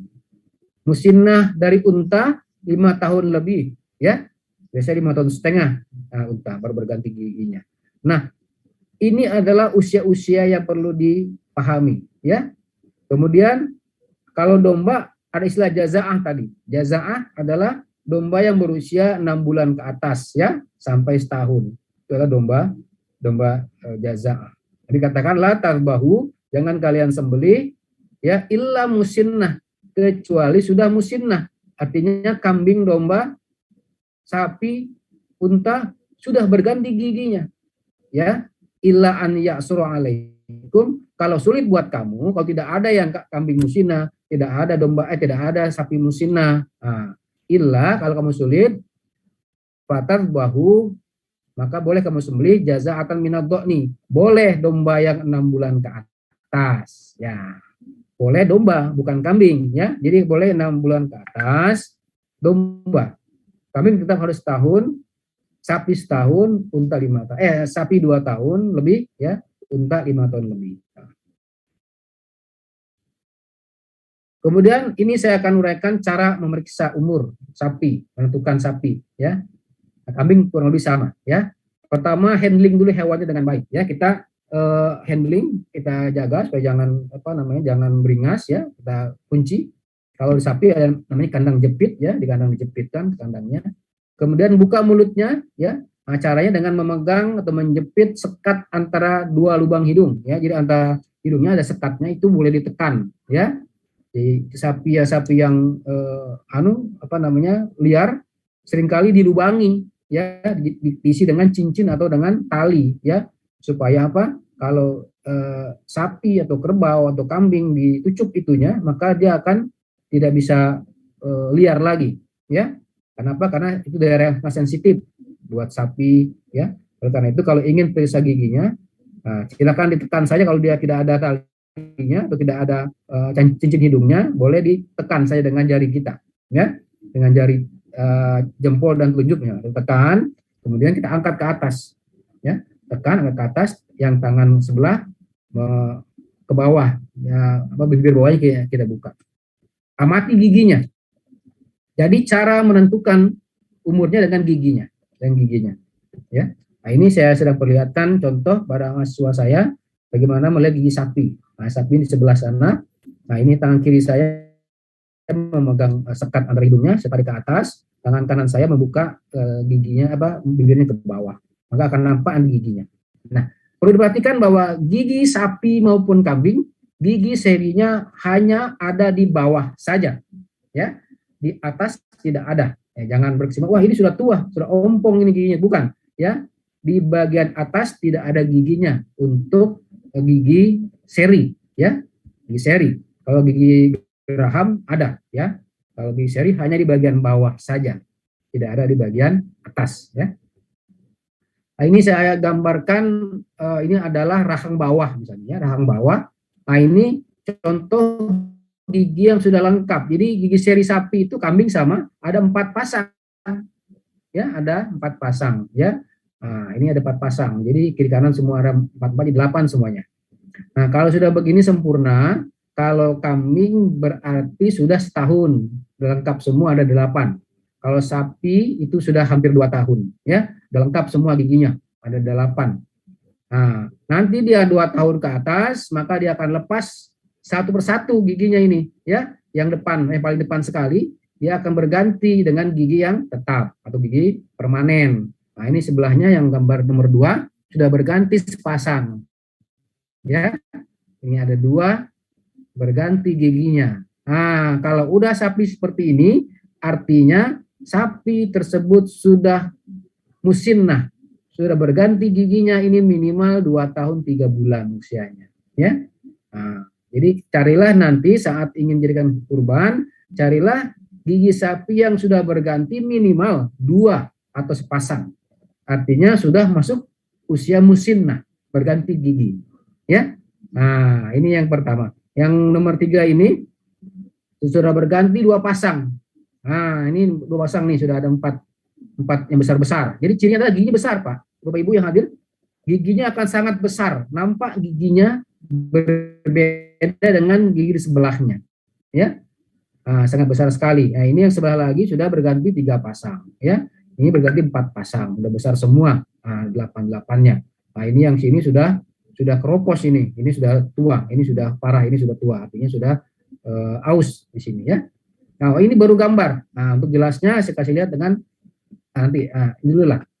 Ini untuk cara tahu umurnya, ya, untuk sapi, ya. Jadi kalau sempurna tadi 2 tahun ke bawah, ya. Kalau 2 tahun 3 bulan 2 gigi permanen sepasang tadi berganti. Kalau sudah 4 pasang 4 gigi atau 2 pasang itu udah 3 tahun ke atas, ya. Kemudian 6 gigi ya udah 3 tahun setengah sampai 4 tahun, ya. Kalau sudah 8 semua berganti itu udah 4 tahun lebih umurnya, ya. Jadi sapi sudah berganti semua gigi bawahnya itu udah 4 tahun lebih, ya. Nah, kalau sudah tua akan terjadi gesekan atau aus pada permukaan gigi. Nah, ini caranya. Ini boleh juga dengan seperti ini, ya. Ini perhatikan Bapak Ibu, ini nampak giginya, ya. Ini gigi sapi yang sudah berganti 2. Nah, ini giginya sudah ganti, Bu, Bapak Ibu, ya. Ini gigi sudah berganti nih, ini kecil semua ini. Ini gigi kecil, ini gigi susu yang 3 ini. 1, 2, 3 gigi susu, ini yang depan gigi permanen, ya. Nah, ini sepasang sudah berganti. Nah, ini udah musinnah, umurnya kurang lebih 2 tahun 3 bulan. Nah, nanti pilihlah yang minimal seperti ini, ya. Nah, ini juga sama, ya. Nah, kelihatan ini bagaimana besarnya gigi yang di depan, ya. Ini adalah ciri khas bahwa sapi sudah berganti gigi. Ini besar giginya, yang lain ini kecil-kecil, ya. Nah, kalau 2 sudah besar begini, sudah masuk kategori musinnah. Nah, coba lihat ini, yang sebelah kiri ini adalah yang sudah lengkap gigi serinya, namun belum berganti, masih gigi susu. Nah, ini lihat, ya, kecil-kecil semua ini, ya. Ada 4 pasang atau 8 buah, 1, 2, 3, 4, 5, 6, dan sebelah sana ada 2 lagi, jadi ada 8 buah gigi seri susunya, ya, yang tapi belum berganti. Nah, yang sebelahnya ini sudah berganti 2 ini besar ini, ya, besar. Inilah cara kita melihat gigi sapi, ya, seperti itu. Nah, ini juga sama, yang sebelah kiri ini baru berganti sepasang, ini sebelah kiri. Nah, yang kanan ini sudah berganti 2 minimal ini, ya. Ini sudah besar-besar ini semua ini, ya, besar-besar. Kalau yang kecil dia nampaknya ya, seperti gigi anak-anak ini, ya. Nah, ada banyak salah-salahnya juga, kecil-kecil giginya. Nah, ini besar-besar, ya, besar-besar bedanya. Nah, ini besar semua ini. 1, 2, 3, 4 yang nampak ini yang belakang tidak jelas, ya. Nah, ini besar. Nah, ini kan jelas ini besar, cuma 2, ini kecil belakangnya ini. Nah, inilah syarat minimal, ya, untuk mencari hewan kurban yang sudah musinnah. Nah, ini sudah besar semua ini. Nah, ini besar semua. Bapak Ibu bisa lihat gambarnya, ini giginya besar semua ini, ya. Ini gigi depannya yang sepasang, 1 pasang, 2 pasang ini, 3, 4 semuanya. Nah, ini gigi sudah lengkap. Ini usianya udah 4 tahun lebih, ya. Kenapa? Sudah genap 8 buah gigi serinya berganti, besar-besar semua. Jadi cuma melihat apakah ada gigi besar, itu aja. Jadi Bapak Ibu nanti saat memilih hewan kurban, nanti setelah lihat cukup bagus badannya, gemuk, sehat, kemudian tidak cacat, sampaikan ke penjaga atau ke penjualnya, tolong buka giginya. Kalau Bapak tidak bisa buka, minta tolong dengan penjual, tolong bukakan, saya mau lihat giginya, gitu, ya. Kalau sudah nampak giginya ada 2 minimal besar, oke. Itu sudah musinnah. Jika belum ada berganti, jangan itu kita pilih, cari yang lain. Nah, kebanyakan penjual rata-rata mereka tidak mau tahu itu, ya. Yang penting ada sapi besar dia jual saja, padahal baru 1,5 tahun umurnya, 1 tahun 7 bulan dan sebagainya, ya. Sudah lengkap giginya tapi belum berganti. Ini banyak sekali, ya. Bapak Ibu kalau lihat di penjual-penjual banyak sekali seperti itu. ya. Mereka hanya mencari keuntungan semata, ya. Yang penting untung. Jangan tanya Pak, kalau tanya cukup dia bilang, ya. Nah, buktinya apa? Kecuali dia punya akte kelahiran Pak, ya. Dia punya akte kelahiran dari apa namanya, dia capil. Nah, ini ada aktenya ya, kita bisa percaya. Tetapi kalau tidak ada, apa buktinya? Nah, jangan percaya dengan pedagang, ya. Kenapa? Makanya kenapa ada surah Wailul Mutaffifin, neraka wail buat pedagang yang curang. Nah, itulah, ya. Jadi banyak pedagang yang curang. Ya, ternyata bahwa dagangannya nggak sesuai dengan yang diharapkan pembeli. Nah, untuk kurban ini, Bapak Ibu tolong konsen pada umurnya, ya, karena syarat yang keempat ini sangat penting dipahami oleh kita semua. Baik, itu adalah tentang menentukan umur hewan tadi. Mudah-mudahan Bapak Ibu sudah dapat mengambil ilmunya dan bisa melakukan langsung praktek saat membeli nanti, bisa menentukan usia sapi yang akan kita beli. Ya, saya tambahkan sedikit mengenai adab-adab berkurban. Ini ada hubungannya dengan tugas saya sebagai keserawan. Ya, saya petugas dosen keserawan, yaitu kesejahteraan hewan. Jadi ada adab-adab yang Nabi ajarkan dalam berkurban. Ya, pertama adalah memperlakukan hewan dengan baik. Ya. Jadi tidak boleh hewan disiksa, ya, tidak boleh hewan dipukul, ditendang, kemudian membuat hewan tidak nyaman, ya. Dibawa pun dengan cara yang menyenangkan, ya, tidak diikat dengan tali yang pendek, ya, kasih makan yang cukup, ya, tidak berdesak-desakan dalam tempatnya, ya, itu adalah adab-adab berkurban. Kemudian perhatikan dalam cara membawa, ya. Nah, ini dalam menaikkan kendaraan, ya, menaikkan ke kendaraan, membawanya, kemudian menurunkannya, ya, kemudian menyimpan di kandang, ya, kemudian di handle-nya, ya, kemudian disembelihnya. Ini bagian yang mesti diperhatikan, ya. Ini bagian yang harus, kata Nabi, perlakukan dengan baik, ya. Nabi katakan perlakukan hewan dengan baik, ya. Nah, ini cara menaikkan ke kendaraan, misalnya harus hati-hati gunakan tangga, ya. Jadi hewan harus ada gampang melangkah, jangan melompat ke atas, ya. Nah, minimal diberikan landasan seperti itu. Kemudian pengangkutan pun demikian. Nah, caranya adalah seperti ini. Jadi sapinya menghadap ke muka semua. Ya, jangan nyamping seperti ini. Ya, kalau seperti ini hewan tidak nyaman. Satu, dia mukanya ini melihat jalanan yang selalu bergerak-gerak, dia akan stres. Ya. Kedua, jika ada rem atau kemudian ngebut, dia akan mau jatuh, ya. Kalau begini dia akan lebih nyaman. Ya, kalau menghadap ke muka, ya. Atau diikat seperti ini kambing, misalnya digantung-gantung, diikat seperti ini pun tidak nyaman. Kasihan, ya, tidak boleh menyiksa hewan, ya. Atau mungkin seperti ini merasa jago, misalnya bawa sapi dengan motor, misalnya, nggak boleh juga, ya. Jadi nggak boleh juga hewan seperti ini tersisa juga, ya. Ini nggak teman-teman contoh, ya, hewan yang diangkat dengan motor misalnya, ya tentu tidak baik, ya. Yang kambing pun seperti ini, ya, dia akan stres, dia melihat kiri kanan banyak orang, kendaraannya akan ketakutan sekali, ya. Jadi tolong saat membawa dengan cara yang baik. Kemudian menurunkan dari kendaraan pun harus cara yang baik, ya, jangan sampai tinggi seperti ini. Jadi kalau tinggi seperti ini harus dibuatkan tempat nih seperti ini. Nah, ini mundur lagi, dikasih ini baru dia turunkan, ya, jangan dikasih melompat, ya, karena khawatir saat melompat kaki tersangkut bisa patah, kan seperti itu. Nah, kandangnya harus yang nyaman, ya, ada atapnya, ada pembatasnya, tempat makan minum cukup, ya, udaranya bagus, ya, tidak berdesakan, jangan campur-campur dan sebagainya. Nah, ini contoh yang tidak keserawan, ya, hewan berdesak-desakan di ruangan atau diikat ini. Nah, ini hidungnya yang dikasih tali seperti ini. Nah, udah diikat hidungnya, pendek lagi, kasihan, dia sampai menangis ini, ya, kenapa? Dia tidak bisa duduk, kasihan, ya. Nah, sapinya tidak bisa duduk, padahal dia ingin dipotong, tapi dia tersisa duluan sebelum dipotong. Nah, ini nggak boleh, ya, harus diberikan kesejahteraan hewan. Nah, ini hanya cara teknik simpul. Saya akan juga sedikit sampaikan teknik bagaimana menjatuhkan hewan, ya. Selama ini saya perhatikan saat ingin dikurbankan, sapi yang tadinya jinak jadi beringas. Kenapa? Karena saat ingin dijatuhkan, orang berkumpul semua, kemudian membuat dia ketakutan. Nah, ini nggak boleh. Jadi jangan dibuat ketakutan. Kalau hewannya sudah liar, nah itu pelan-pelan hadapi. Kalau hewannya sudah jinak, nah jangan bikin dia heboh, ya, harus dengan cara yang baik. Ada dua teknik merobohkan sapi agar tidak membuat beringas sapi, ya. Yang pertama namanya metode rope squeeze. ya. Yang kedua metode barley. Ya, ini tapi kedua metode ini dilakukan buat sapi-sapi yang memang kondisinya sapi yang sudah jinak, ya. Bukan sapi yang memang beringas. Kalau memang agak sulit kita kendalikan. Tapi untuk yang jinak bisa gunakan yang ini, ya. Nah, cara yang pertama crop squeeze, ya. Nah, ini caranya seperti ini, dan nomor 1, jadi dibuat ikat tali di leher, ya. Nah, kemudian ditarik ke belakang, ya, ke belakang, diturunkan ke bawah, naik ke atasnya, ke dadanya, ya. Kemudian ditarik lagi ke belakang. Jadi ini kira-kira, ya. Kemudian tarik lagi ke belakang lagi, di pinggul pun sama, turun ke bawah lagi dan naik ke atas, tarik 1 ekor. Jadi ada tali ini, ya. Nah, ini tali seperti ini cara mengikatnya.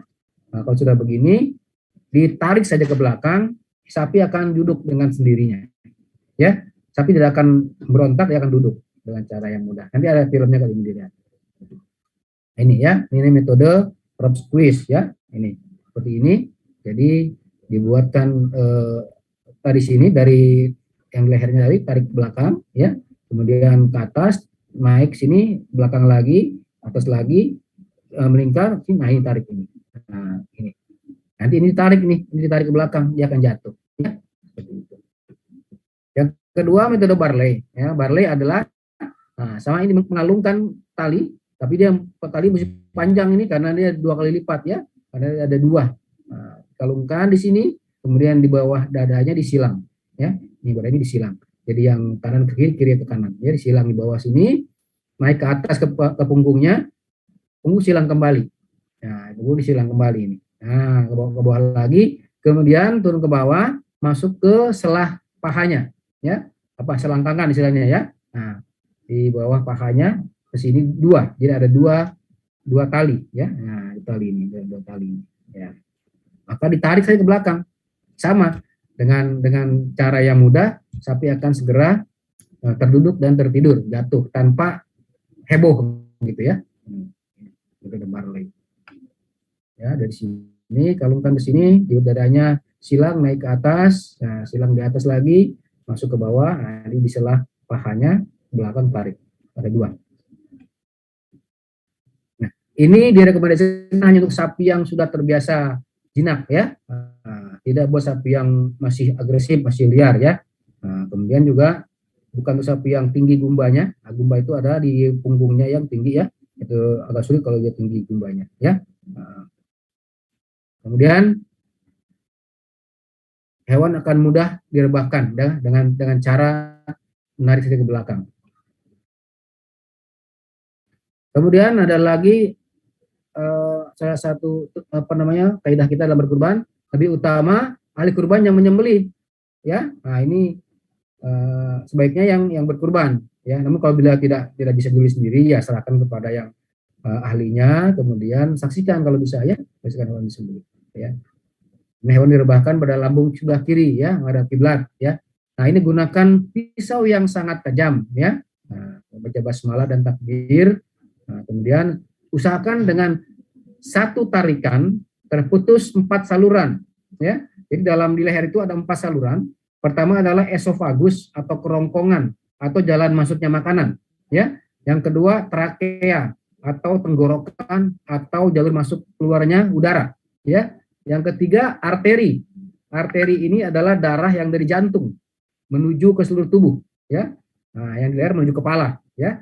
Kemudian vena. Vena adalah saluran darah yang dari kepala menuju jantung, ya. Ini keempat ini sebaiknya terputus saat sekali tarik.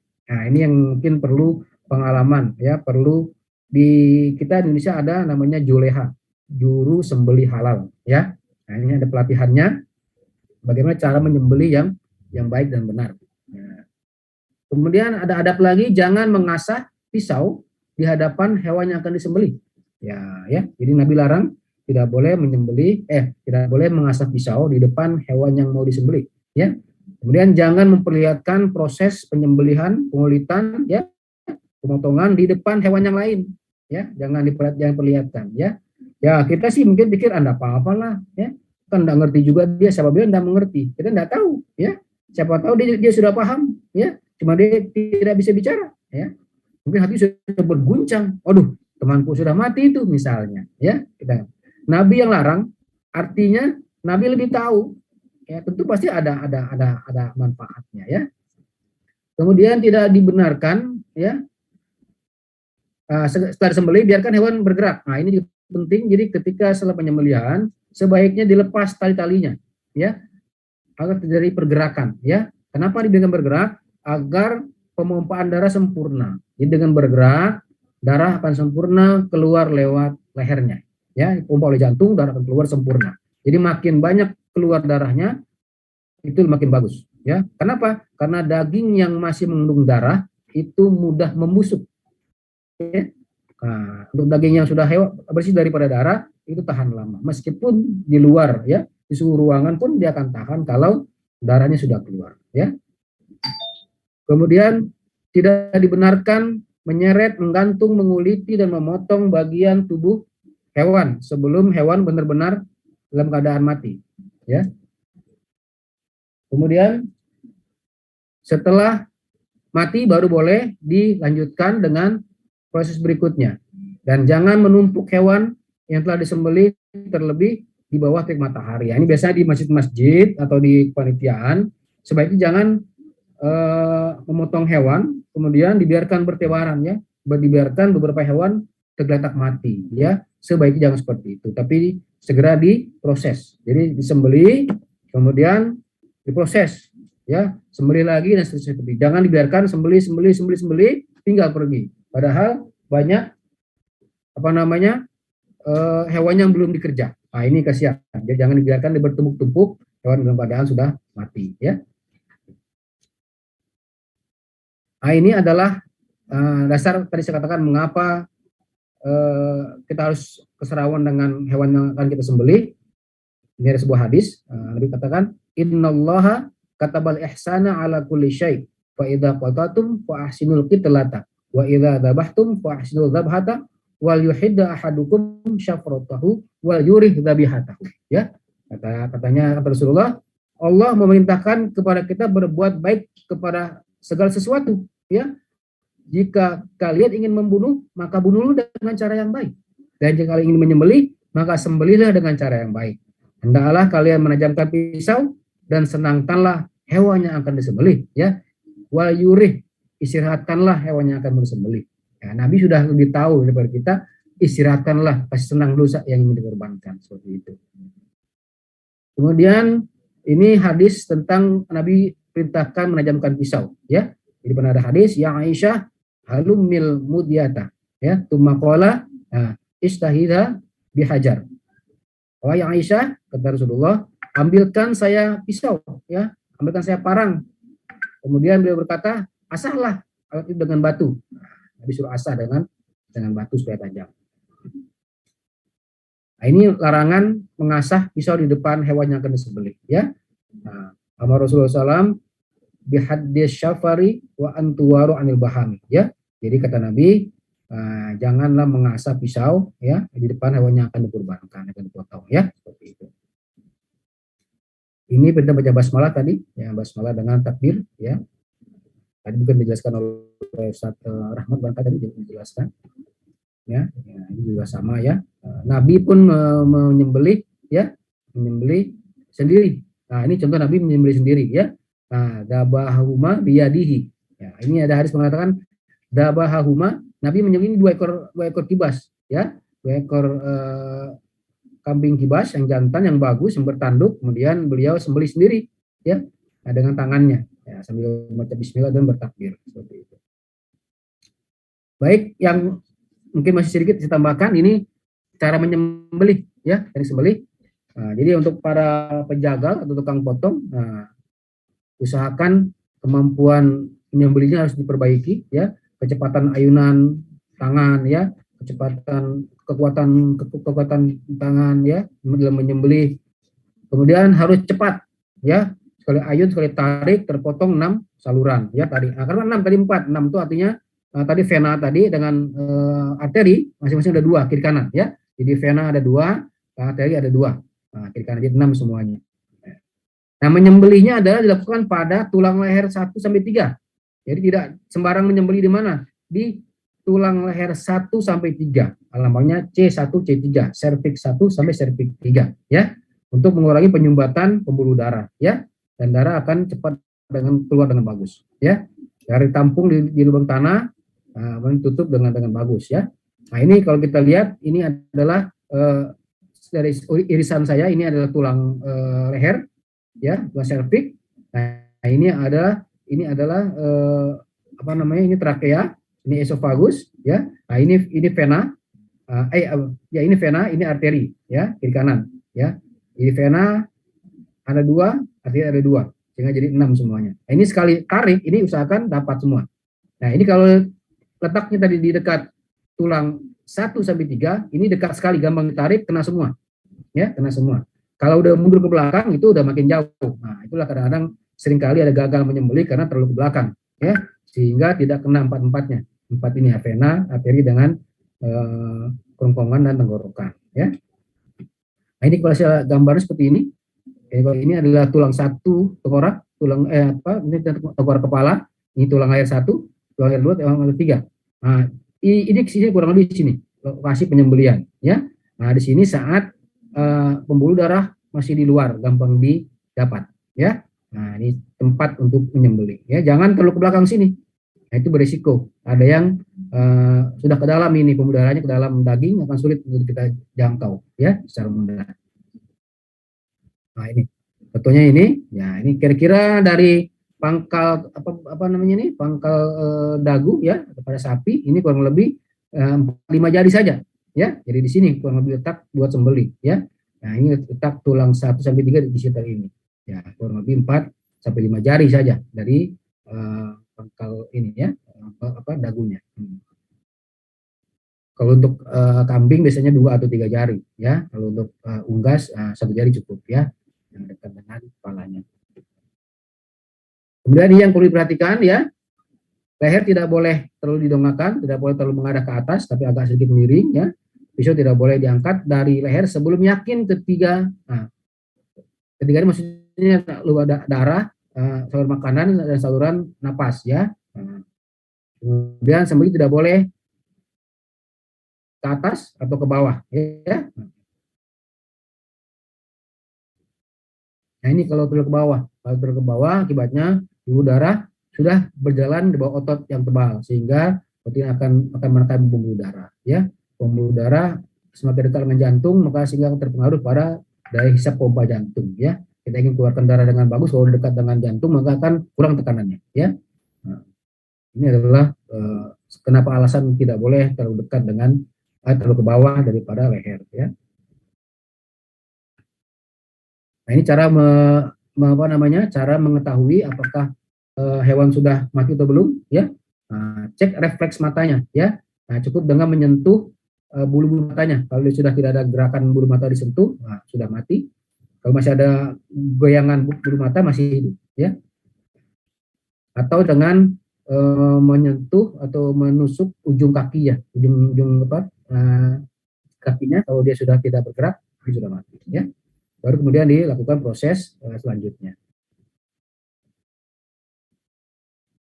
Nah, ini dilarang merokok, ya. Kalau kita dilarang merokok karena akan mencemari, mengontaminasi daging dengan racun daripada rokok, ya. Nah, usahakan jangan ada yang merokok saat mengerjakan atau melaksanakan proses pengolahan daging sapi yang dikerjakan, ya. Kemudian siapkan timnya yang banyak supaya tidak ada saling lempar-lempar kerja. Siapkan tempat yang bersih. Nah, lokasi daging dengan jeroan dipisahkan, ya. Hati-hati jeroan dibuka nanti mencemari daging, ya. Nah, dalamnya adalah kotoran, ya, harus usahakan jangan sampai terkena daging, ya. Minimalisir kontak, ya. Jadi usahakan yang sudah tahu mengerti caranya mengambil dagingnya, ya. Siapkan tempat untuk daging, jeroan dan sebagainya dipisah-pisah, ya. Nah, kalau lagi orang yang berdekat-dekat tidak berkepentingan, ya, siapkan. Nah, sekali demikian barangkali untuk materi saya. Jika ada yang masih belum jelas, silakan ditanyakan. Wallahu a'lam. Terima kasih Ustaz, saya kembalikan ke Ustaz. Ya, Masya Allah. Barakallahu fikum wa jazakumullah khairan. Masya Allah atas pemaparan materi yang biasa. Banyak ilmu baru. Kami juga tahu banyak tahu tadi yang Ustaz sampaikan. Baik, untuk menyempurnakan materi yang telah beliau sampaikan, kita akan buka sesi tanya jawab, dan mungkin kami langsung membaca beberapa pertanyaan yang sudah masuk Ustaz di kolom chat. Oh iya, silakan. Pertanyaan yang pertama dari Ibu Amelia Indah. Assalamualaikum. Izin bertanya kepada pemateri hari ini. Apa hukumnya jika hewan yang dikurbankan tidak sesuai persyaratan yang sudah disebutkan? Sementara kami mengamanahkan pada pihak panitia kurban untuk pemilihan dan pelaksanaannya. Terima kasih. Ya. Baik, Ibu tadi saya sampaikan bahwa syarat adalah sesuatu kewajiban yang mesti dipenuhi, ya. Secara hukum fikih, apabila syarat tidak terpenuhi, maka dapat dikategorikan batal, ya. Jadi ketika syarat kurban tidak terpenuhi, maka resikonya adalah kurban kita tidak sah secara hukum fikih. Maka apabila tidak sah hukum fikih, maka jatuhnya bukan jadi kurban nilainya, ya. Jadi pahala kurban itu berbeda dengan pahala sedekah biasa, ya. Jadi ibu tetap berpahala, dapat berpahala, memotong hewan dan bagi-bagi ke tetangga sebelah, ke teman, itu berpahala, tetap ada pahala, ya. Namun nilai kurban itu berbeda dengan sedekah biasa, gitu. Nah, oleh karena itu sebaiknya setiap muslim kita mengerti, memahami bagaimana memilih hewan tadi. Makanya kenapa kami bagikan tadi trik-trik mengetahui umur-umur sapi tadi. Nah, itu yang pertama. Yang kedua, untuk panitia masjid, nah ini sangat-sangat penting sebetulnya, ya. Kenapa? Karena mereka diamanahkan oleh jemaah, oleh masyarakat untuk pilihkan, sehingga sangat sayang sekali kalau jemaah pengurus tidak paham itu. Ya, saya khawatir. Nah, nanti saling menyalahkan yaumil qiyamah ketika Allah bagi-bagikan pahala kurban, ada yang komplain, ya Allah, pahala kurban saya mana? Kok saya nggak dapat tuh, gitu. Kan saya tiap bisa berkurban saya, kok nggak dapat pahala kurban saya? Tadi cek pembukuan, oh ternyata syaratnya nggak sah, umur nggak cukup, contreng, wah nggak cukup. Nah, kalau semakin terjadi, maka kasih lempar tuh, wah saya serahkan ke panitia, saya serahkan lah, saya juga tidak tahu, saya akan ke ustaznya lagi, saya penjualnya lagi, ya. Oleh karena itu, sebetulnya adalah ini kewajiban kita lah sebagai pribadi belajar, ya. Jadi jangan sampai kita melemparkan tanggung jawab kita pada orang lain, sehingga beban itu berpindah, ya. Nah, saran saya adalah sebaiknya kita semua paham itu tadi. Nah, yang kedua, usahakan pengurus panitia harus belajar dulu tentang fikih kurban. Jadi supaya seandainya ada jamaah yang tidak paham, kita yang wakilkan, kita pilihkan yang terbaik. Mudah-mudahan seperti itu, ya. Wallahu a'lam, ya. Kita tidak tahu apakah kurban kita selama ini Allah terima atau tidak, kita tidak tahu. Kita hanya berharap semua Allah terima, gitu, ya. Semoga Allah terima. Namun ke depan kita sudah tahu sekarang caranya memilih hewan. Nah, tolong ini diterapkan agar apa? Agar lebih yakin bahwa insya Allah ini makin terterima, begitu. Kira begitu saja. Baik. Kemudian pertanyaan kedua, Ustaz, ada anggapan sapi yang sudah dilubangi hidungnya untuk dimasuki tali kurang atau tidak sah untuk dikorbankan? Ya. Mohon penjelasan. Baik, terima kasih Bapak Ibu. Jadi memang ada hewan yang cacat, ya. Ada yang cacat alami, ya, seperti tadi misalnya dia patah kakinya, cacat itu, ya, telinganya putus sebelah, cacat itu, ekornya hilang, cacat itu namanya, ya. Ketika penampakan luar tidak normal, itu namanya cacat, ya. Tapi ketika ada ilat artinya ada maksud tujuan, ya, seperti tadi dilubangi hidungnya, itu tidak masuk kategori cacat karena memang dibuat untuk menjinakkan. Ada alasan untuk menjinakkan agar tidak sapinya liar, maka dibuat lubang di situ, ya. Jadi sapi, kerbau jika dicucuk hidungnya, dia akan dijinak, dia akan diam. Maka itu dalam kaidah itu tidak termasuk cacat, ya. Begitupun saat penomoran, ada sapi yang dinomor di telinganya, dilubangi telinganya, dikasih nomor tanda, itu pun tidak termasuk dalam kategori cacat, ya, karena dia bukan cacat, dia hanya diberi tanda saja. Insya Allah seperti itu. Wallahu a'lam. Baik. Ustaz, dari YouTube, sebenarnya ini pertanyaan untuk materi sebelumnya tapi cocok untuk materi kita. Bagaimana kalau penyakit katarak, Ustaz, yang diderita hewan, apakah bisa dikorbankan? Ya, tadi kata Nabi, al-auraul bayinul auruha. Jika ada yang buta matanya, cacat jelas sekali. Nah, kalau kita lihat kalau memang nampak sekali, ya, kalau kan katarak itu kan adalah terjadi pelapisan pada korneanya, ya. Kalau memang nampak sekali bahwa memutih semua, ya, memutih semua, itu masuk kategori darah buta, ya, karena sudah boleh tidak lihat sapinya, ya. Kalau tebal sudah putih sekali, itu relatif dia sudah tidak bisa lihat dengan jelas, ya. Nah, itu boleh masuk kategori buta akhirnya, ya. Namun apabila masih baru selapis saja yang belum kentara sekali, ya, jadi terkait tadi al-auraul bayyin, al-bayyin itu jelas. Kalau jelas sekali kelihatan, buta ini, nggak lihat ini, nah maka dia tidak boleh. Tapi ketika masih ditolerir, oh enggak apa-apa ini, sepertinya masih tipis-tipis saja, enggak kentara, dia kataraknya, ya insya Allah masih kategori dibolehkan, gitu, seperti itu. Ya. Baik, saya merasa cukup Ustaz untuk sesi tanya jawabnya, dan terakhir kami ucapkan kepada Ustaz kita, syukuran Ustaz, wa jazakumullah khairan, wa barakallahu fikum, dan sepertinya ini sesi terakhir juga untuk kami minta maaf selama kami memandu acara kita ini masih ada banyak kekurangan. Kami menutup sesi kami untuk dua materi kita hari ini dengan banyak-banyak beristighfar kepada Allah Subhanahu wa taala, dan kami membaca doa kafaratul majelis. Subhanakallahumma wa bihamdik, asyhadu an la ilaha illa anta, astaghfiruka wa atubu ilaik, wa akhiru da'wana alhamdulillahirabbil alamin. Assalamualaikum warahmatullahi wabarakatuh. Kami kembalikan ke MC tadi. Barakallahu fikum. Syukran Ustaz. Insyaallah jazakumullah khairan kepada kedua narasumber kita, insyaallah Ustaz Rahmat Badani dan juga Ustaz Dr. Hewan, Ustaz Zainal, atas waktu, kesempatan, dan Masya Allah ilmu materi yang tentunya sangat bermanfaat bagi kita semua, terkhusus mungkin para peserta yang Insya Allah berencana dan mempunyai niat baik untuk melakukan pemotongan hewan kurban di tahun ini. Sekali lagi jazakumullah khairan atas waktunya Pak Dokter, dan juga kami sampaikan jazakallahu khairan kepada moderator kita yang Masya Allah sudah memandu jalannya kegiatan kita pada pagi hari ini. Dan sebelum kami close akun Zoom ini, kami mau sampaikan kepada seluruh peserta bahwa Alhamdulillah Wahda Inspirasi Zakat hampir sama dengan tahun sebelumnya juga melayani pemotongan hewan kurban.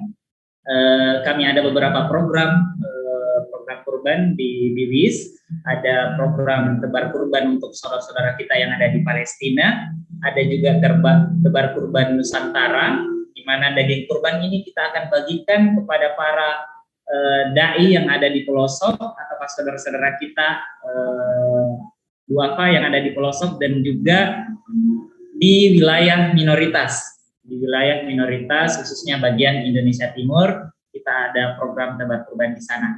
Jadi bagi peserta atau sahabat inspirasi di luar sana yang mau berkurban bersama Wahda Inspirasi Zakat, silakan menghubungi layanan center kami, atau bisa juga langsung datang di kantor layanan di Jalan Urip Sumoharjo.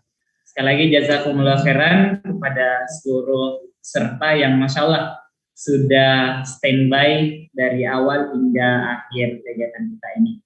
Mewakili panitia pelaksana dan Wahda Inspirasi Zakat, kami memohon maaf yang sebesar-besarnya sekiranya selama tadi kegiatan berlangsung terdapat kekurangan, kekhilafan, kesalahan. Kami tutup dengan membaca doa kafaratul majelis. Subhanallah wa bihamdik, asyhadu an la ilaha illa anta, astaghfiruka wa atubu ilaik. Assalamualaikum warahmatullahi wabarakatuh. Syukran.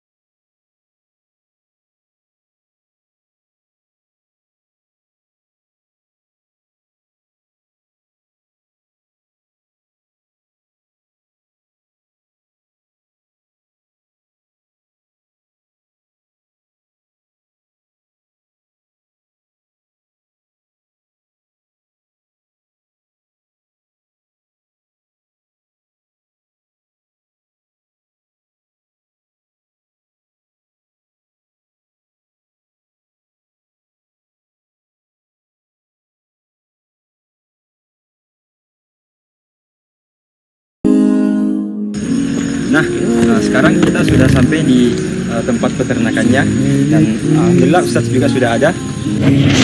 Waalaikumsalam Ustaz. Waalaikumsalam warahmatullahi wabarakatuh. Waalaikumsalam Ustaz.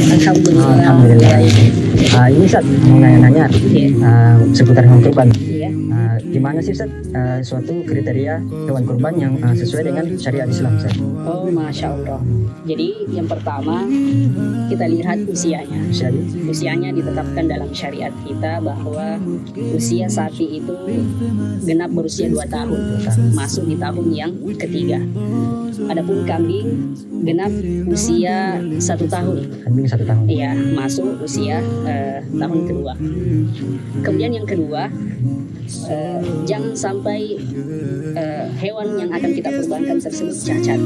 Oleh karena itu Nabi kita Shallallahu Alaihi Wasallam telah memberikan kita pelajaran bahwa jangan sampai hewan yang akan kita kurbankan itu memiliki 4 cacat. Yang pertama, matanya buta, yang jelas kebutaannya. Nah, yang kedua, pincang, ya, yang jelas kepincangannya. Yang ketiga, sakit, yang juga jelas sakitnya. Dan yang keempat, kurus, yang membuat hewan tersebut tidak bersumsum. Jadi itu tadi ya Ustaz, ada kriteria-kriteria insyaallah. Syukran Ustaz atas penyelesaiannya. Ya. More I long for more, so this makes me realize that this world will never Sahabat Inspirasi, yuk berkurban di Wahda Inspirasi Zakat. so my dream for Jannah grows day by day, and I pray to Allah to guide. Woke up with the light, a sky so blue above my